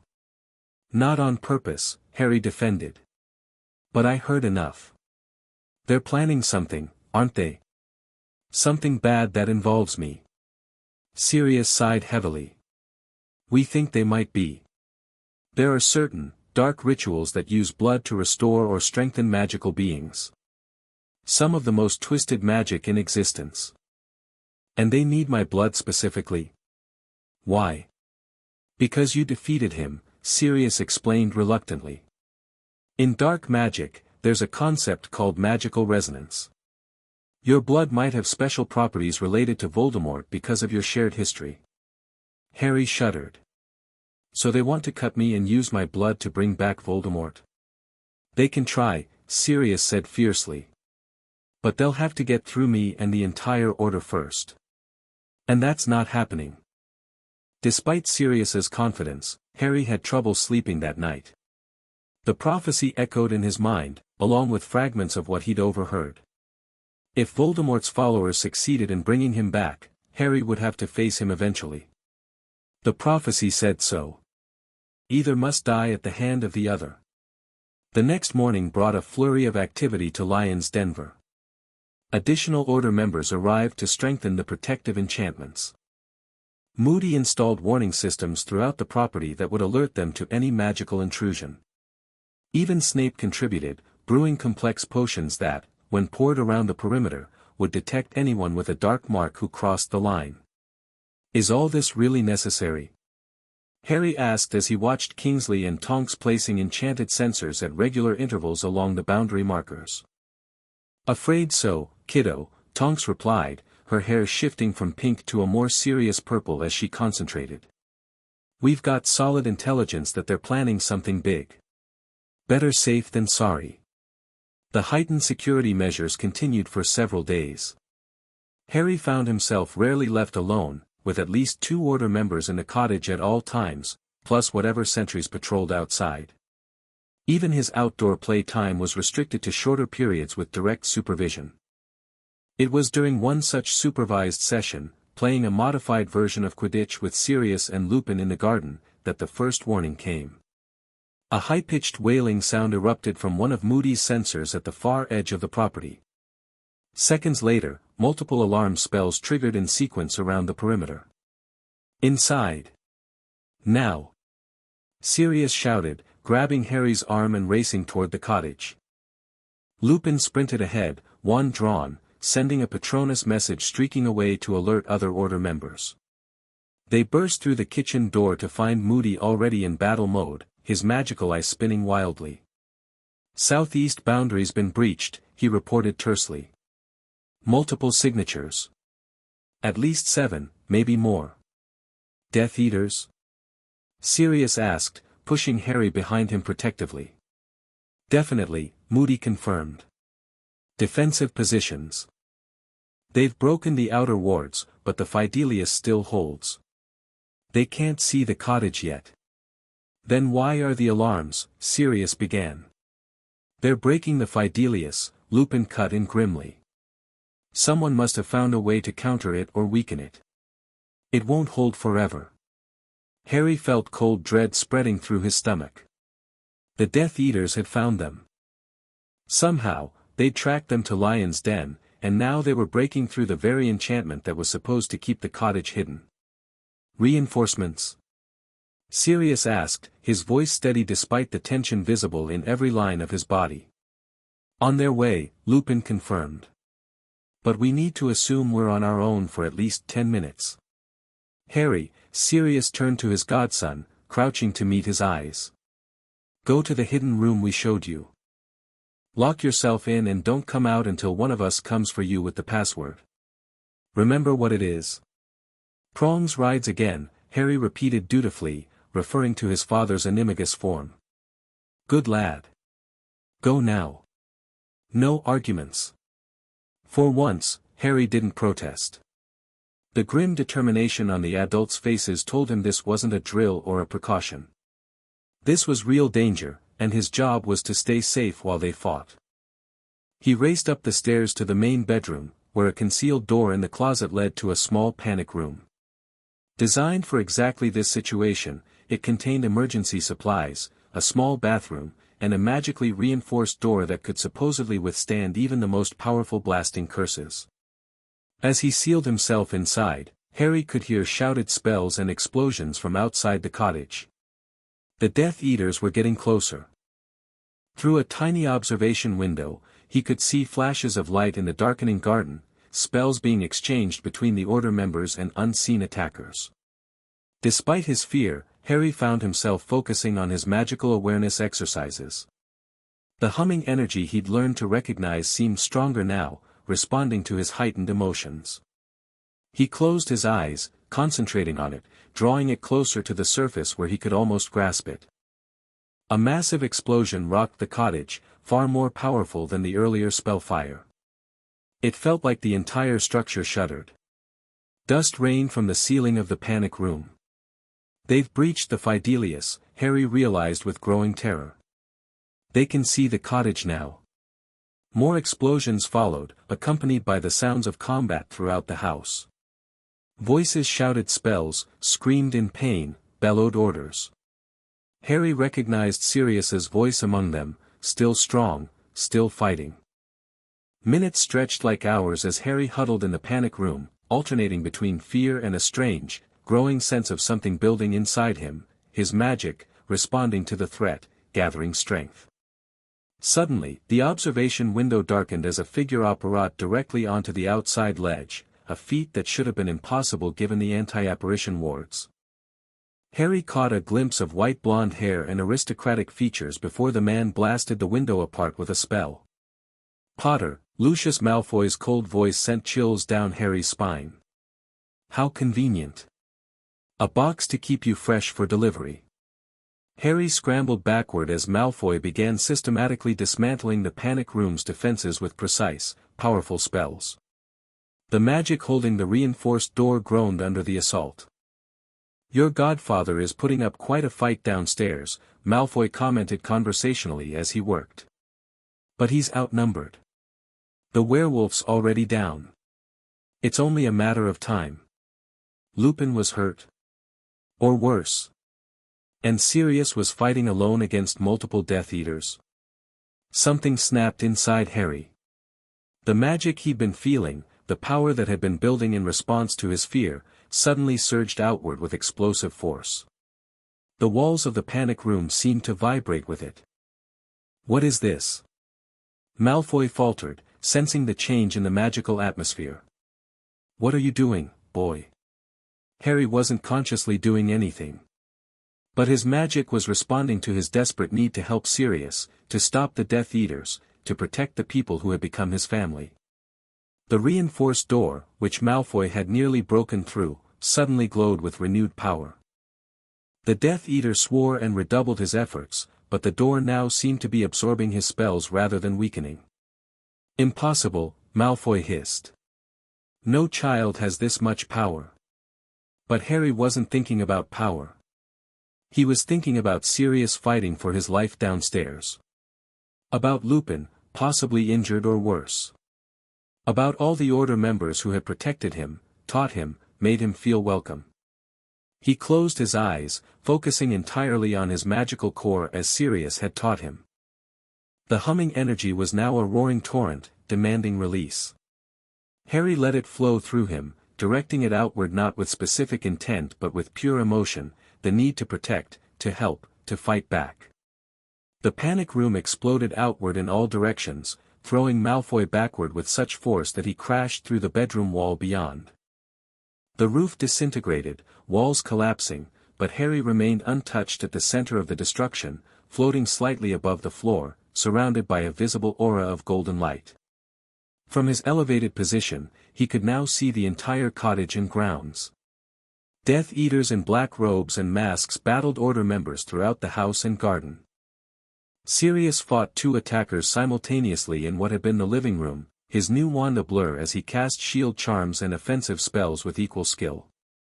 Lupin lay on the kitchen floor, bleeding but still alive, trying to pull himself up. Moody was back-to-back with Tonks near the front door, holding off 3 Death Eaters with grim efficiency. Without conscious thought, Harry extended a hand toward one of the Death Eaters attacking Sirius. The golden light surrounding him stretched outward, engulfing the black-robed figure, who froze mid-spell and then collapsed like a puppet with cut strings. Harry turned his attention to the other Death Eater threatening his godfather. Another extension of the golden light, another incapacitated enemy. Sirius looked up in shock, his eyes widening at the sight of his godson floating above the destroyed panic room, wrapped in magical energy. Harry. But Harry was already turning his attention to the other battles raging throughout the property.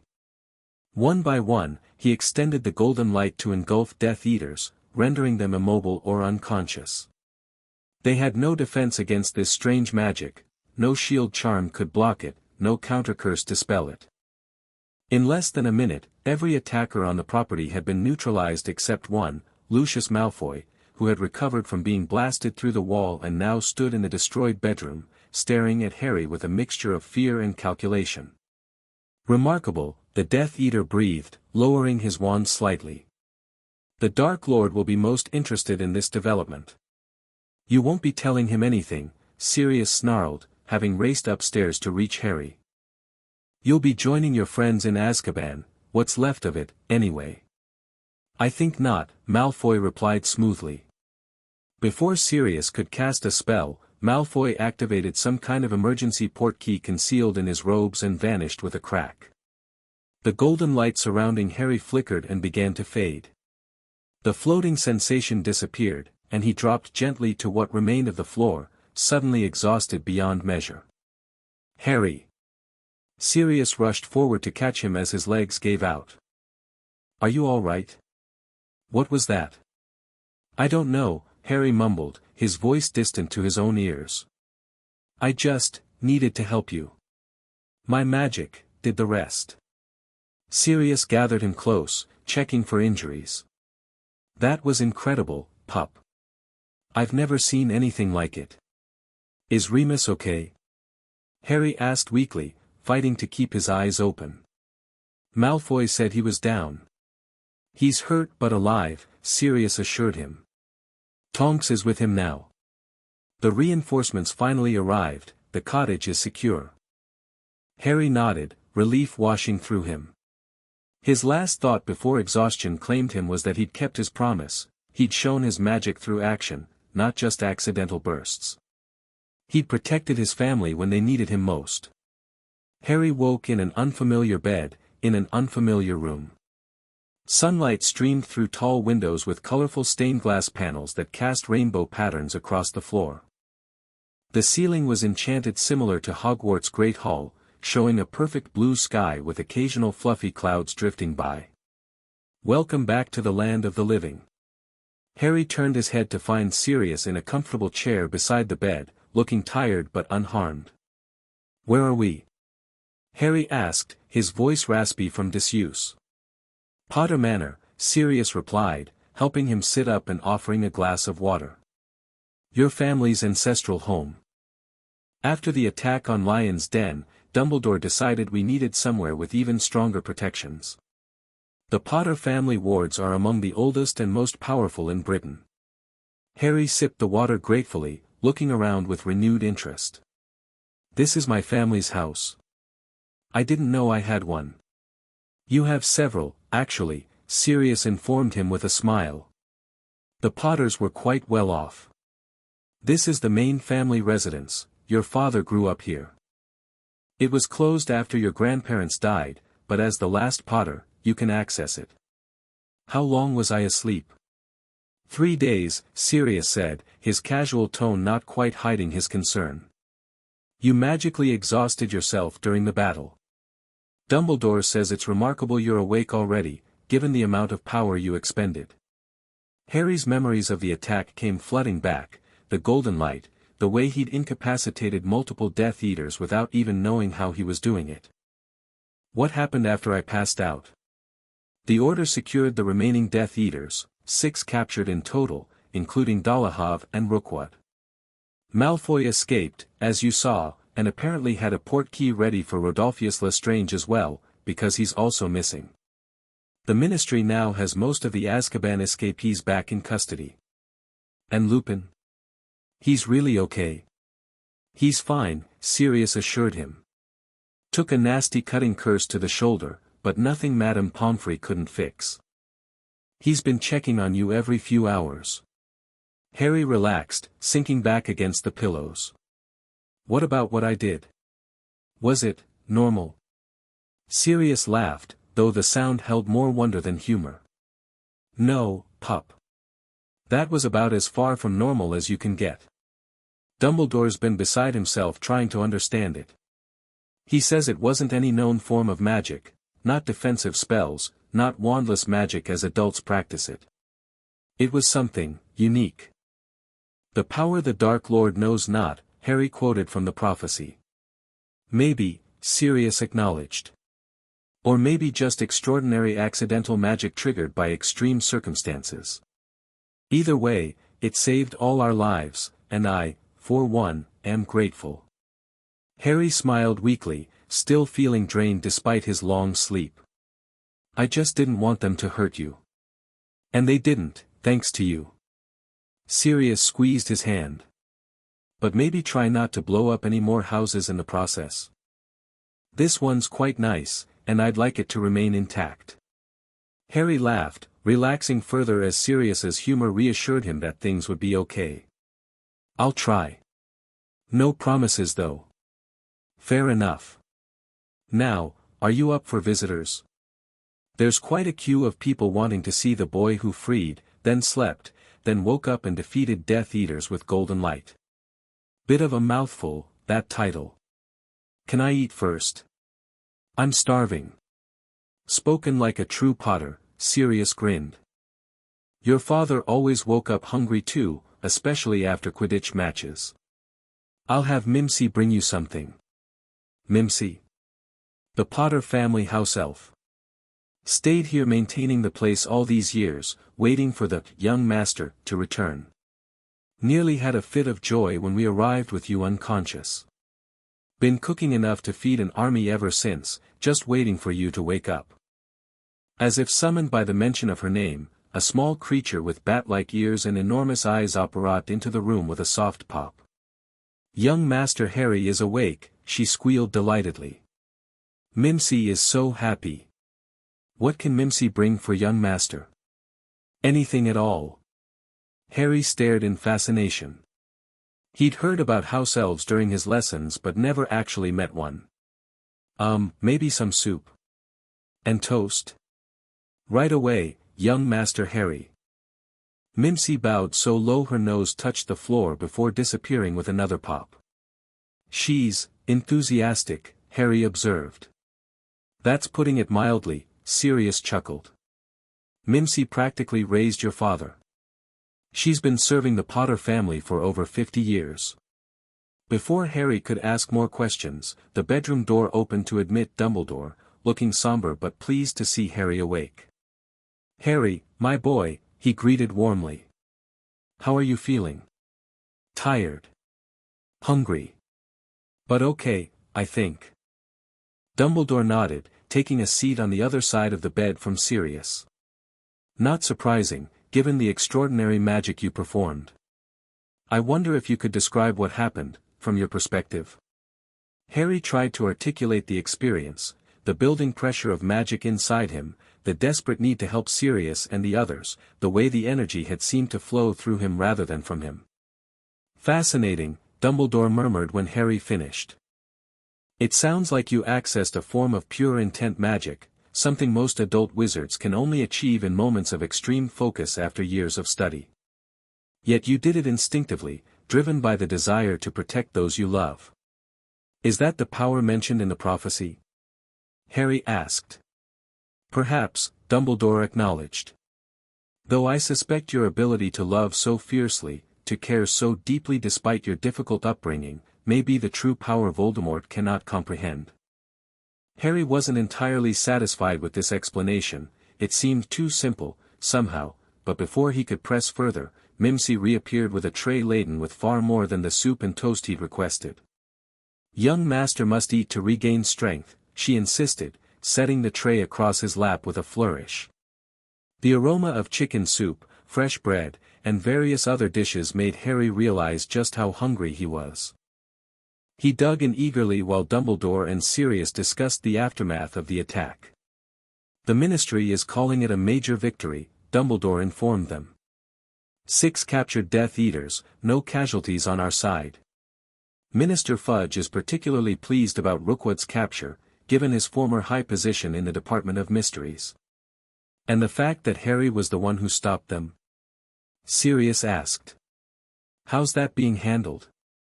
With surprising discretion, for once, Dumbledore said. The official story is simply that the Order successfully defended against the attack.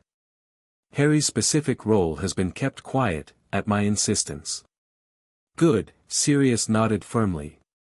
The last thing he needs is more attention for being uniquely powerful. He gets enough of that already. Harry silently agreed, focusing on his soup rather than the conversation. He didn't want to be seen as different or special, he just wanted to be Harry.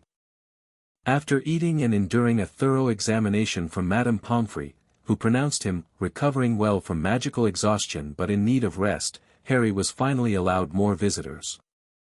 Lupin came first, his arm in a sling but otherwise looking healthy. My hero, he teased gently, ruffling Harry's hair with his good hand. James would have been bursting with pride, you know. Lily too. I just did what anyone would do, Harry mumbled, embarrassed. No, Harry, Lupin corrected him seriously. What you did was extraordinary. Not just the magic itself, but the instinct behind it. You could have stayed hidden, kept yourself safe. Instead, you risked everything to help others. That's true courage. Throughout the day, more visitors came, Tonks with her hair cycling through celebratory colors, Moody who gruffly admitted Harry had decent reflexes for a tyke, even McGonagall who actually smiled and called him a credit to his parents. By evening, Harry was exhausted again, though in a more normal, sleepy way rather than magical depletion. As Sirius helped him settle back into bed, Harry asked the question that had been on his mind since waking. Is this home now? Potter Manor? If you want it to be, Sirius replied carefully. It's your house, technically. I'm just the guardian. Our house, Harry corrected firmly. And I do want it to be home. It feels right, somehow. Sirius smiled, tucking the blankets around him. It does, doesn't it? Your dad would be pleased. He always wanted you to grow up here. As Harry drifted off to sleep, he felt a deep sense of contentment. The Death Eaters had been captured. His friends were safe. He was living in his family's ancestral home with his godfather. For the first time in his life, everything felt the way it should be. Over the next few weeks, Harry continued to recover his strength while exploring Potter Manor. The house was enormous, 4 floors plus attics and cellars, with dozens of rooms including a library that rivaled Hogwarts, a fully equipped potions laboratory, and a ballroom that had been converted into an indoor practice Quidditch pitch by Harry's grandfather.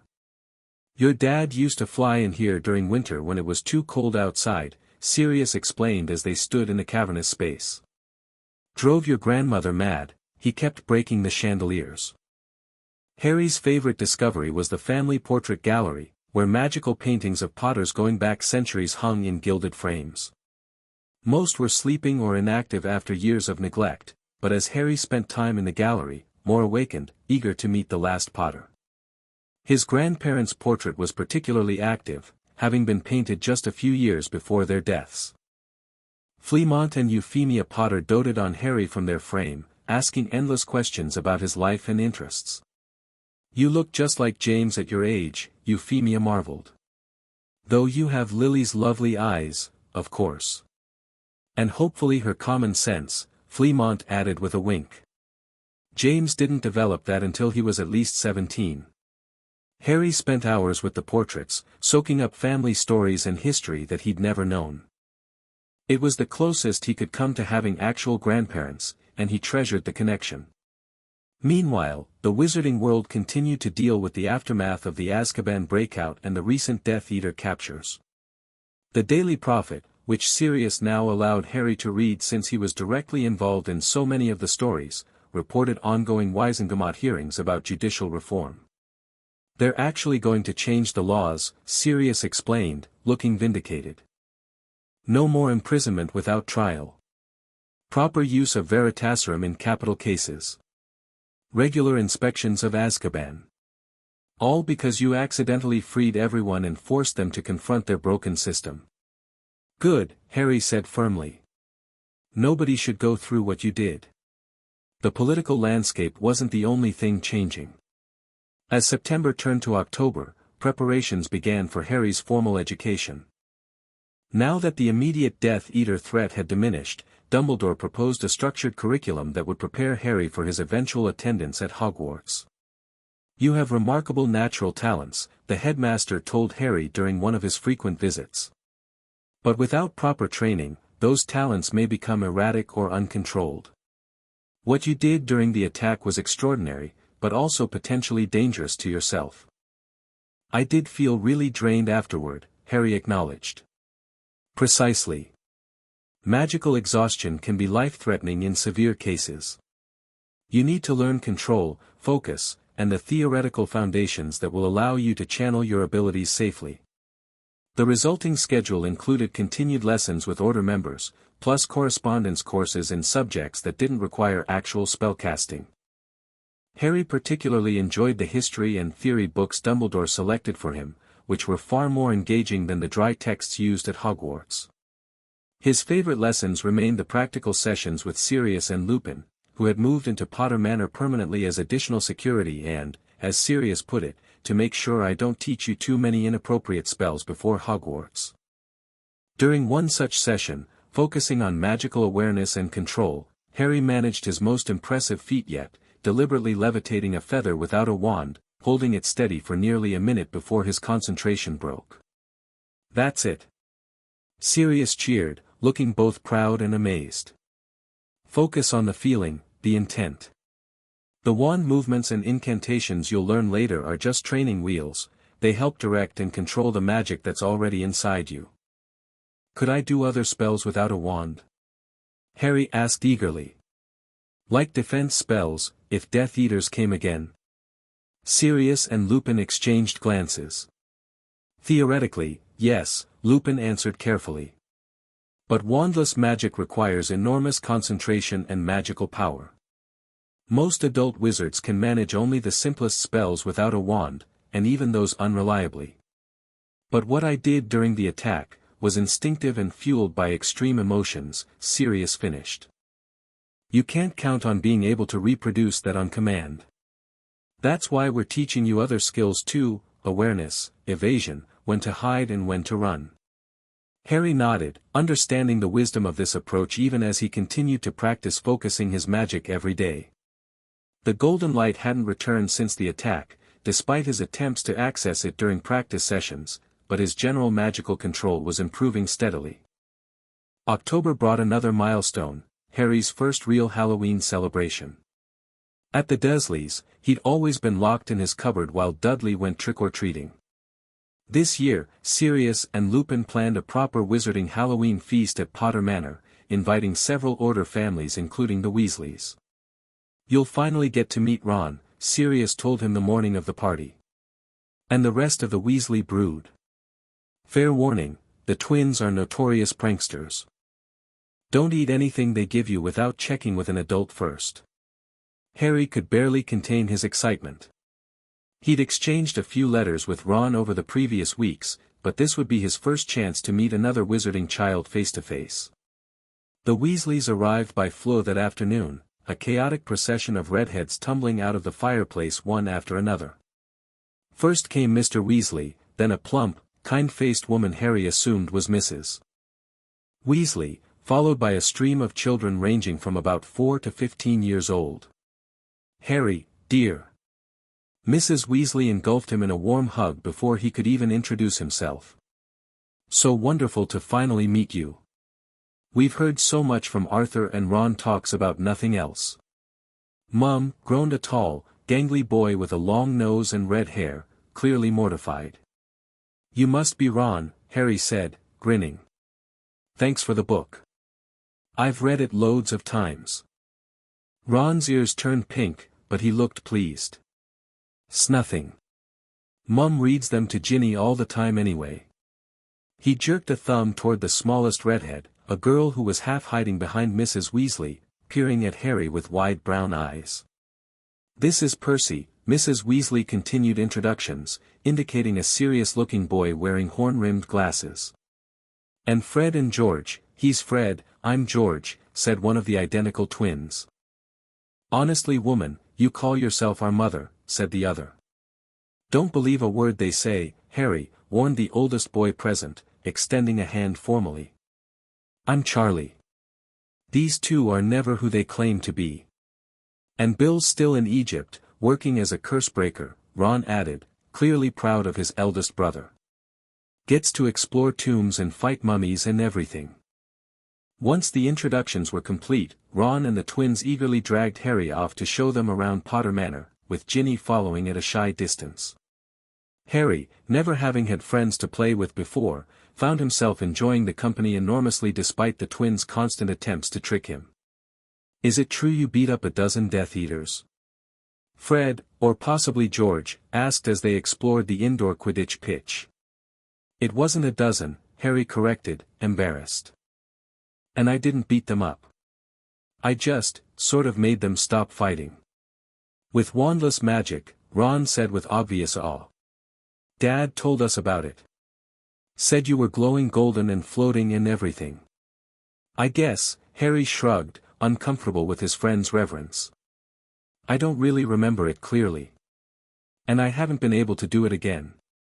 Still bloody brilliant, George, or possibly Fred, declared. Wish I could have seen Malfoy's face when a 6-year-old took down his whole attack squad. I'm 7 now, Harry pointed out automatically. This correction sent the twins into peals of laughter. Even better, they chorused. After thoroughly exploring the manor, the children joined the adults for the Halloween feast in the formal dining room. The table groaned under traditional seasonal dishes, roast pumpkin soup, savory meat pies, cauldron cakes shaped like actual cauldrons, and a centerpiece of enchanted sugar skulls that changed color and sang spooky songs.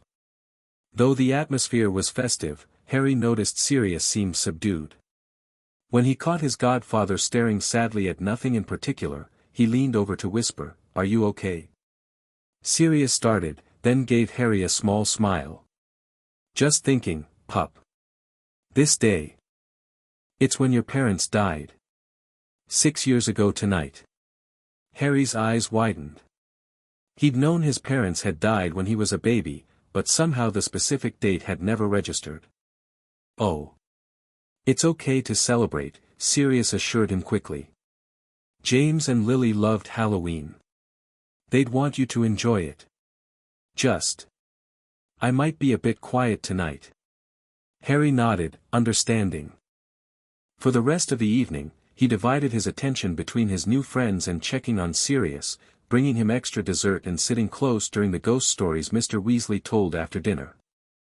When the Weasleys finally departed, with promises of a return visit to their home called the Burrow during Christmas holidays, Harry found himself pleasantly exhausted by the social interaction but happy to have made friends. Did you have fun? Sirius asked as they cleaned up the last of the decorations. The best, Harry assured him. Ron's brilliant. And the twins are hilarious, even when they tried to trick me into eating a sweet that turns your tongue blue. Good, Sirius nodded approvingly. Every kid needs friends their own age. It's not healthy to be surrounded by adults all the time, no matter how charming and handsome those adults might be.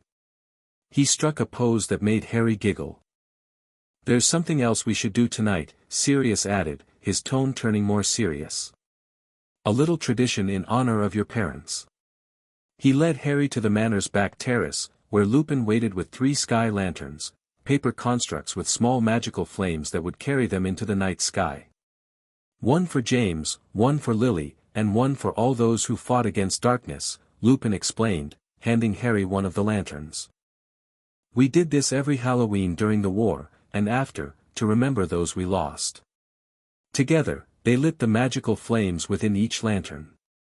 As the warm air filled the paper structures, they began to gently rise from their hands. To James Potter, Sirius said, releasing his lantern. The best friend anyone could ask for. To Lily Potter, Lupin followed, letting his lantern go. Whose kindness and brilliance made the world better. Harry stared at his lantern, suddenly overwhelmed with emotion. To my mum and dad, he said softly. I wish I'd known you. His lantern joined the others, floating upward into the star-filled sky. The 3 of them stood in silence, watching until the lights were tiny pinpricks barely distinguishable from the stars themselves. "They would be so proud of you, Harry," Sirius said finally, his voice thick with emotion. "So proud of the boy you're becoming." Harry leaned against his godfather's side, accepting the arm that wrapped around his shoulders. In that moment, despite the sadness of remembering those he'd lost, he felt the deep security of belonging to a family again, not the one he'd been born to, but the one he'd found.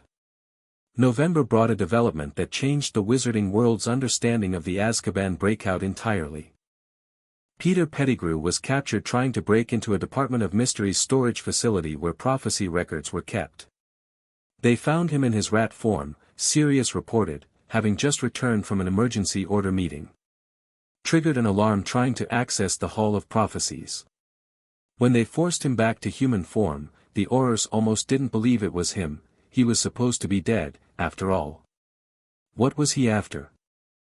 Harry asked, looking up from the wizard chess game he'd been playing with Lupin.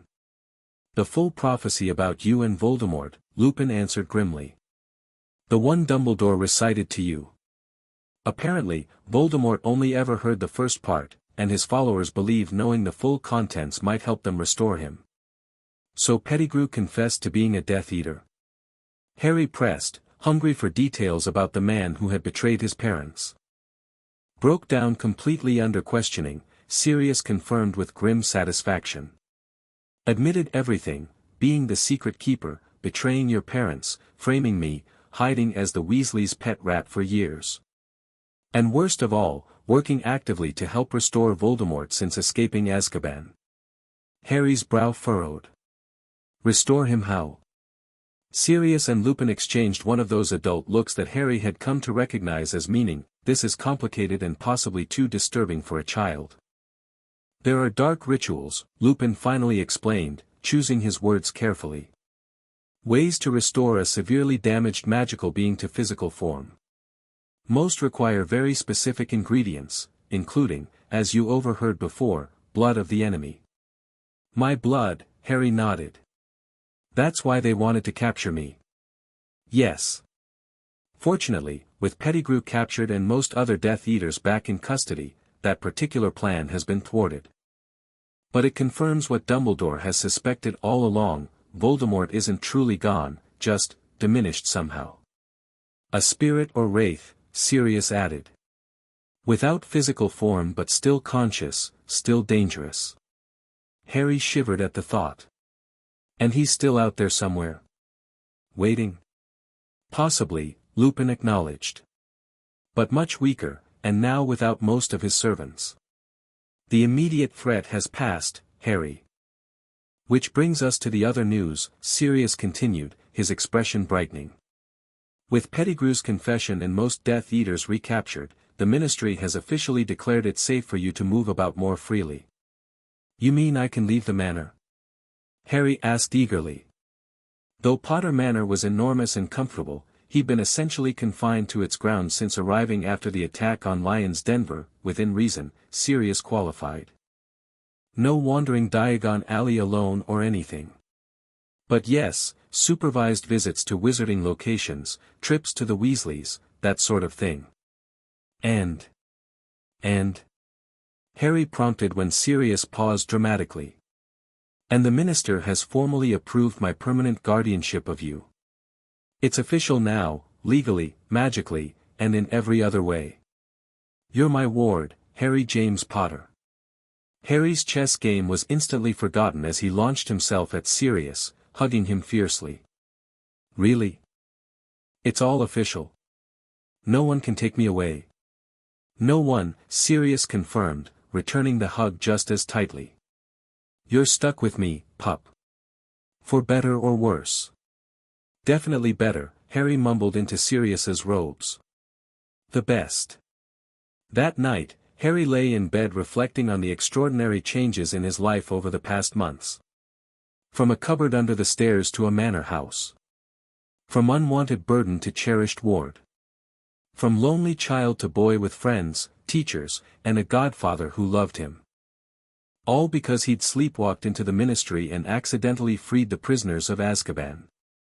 Best accident ever, he whispered to himself as he drifted towards sleep. Far away, in a dark Albanian forest, something stirred. A shadow that was less than ghost but more than memory sensed a disturbance in the magical currents. Its servants had failed. The boy remained beyond reach. The carefully laid plans had crumbled. But the shadow was patient. It had waited 5 years already. It could wait longer if necessary. The prophecy bound them together, the boy and what remained of the Dark Lord. Eventually, their paths would cross again. And next time, Lord Voldemort would be ready. For now, though, the shadow retreated deeper into the forest, conserving its meager strength, watching, waiting for another opportunity. The boy who lived had proven himself remarkably resourceful and powerful for one so young. How interesting the game would be when they finally met again. The end. Thank you for watching this video. Please be sure to subscribe to our channel and like this video.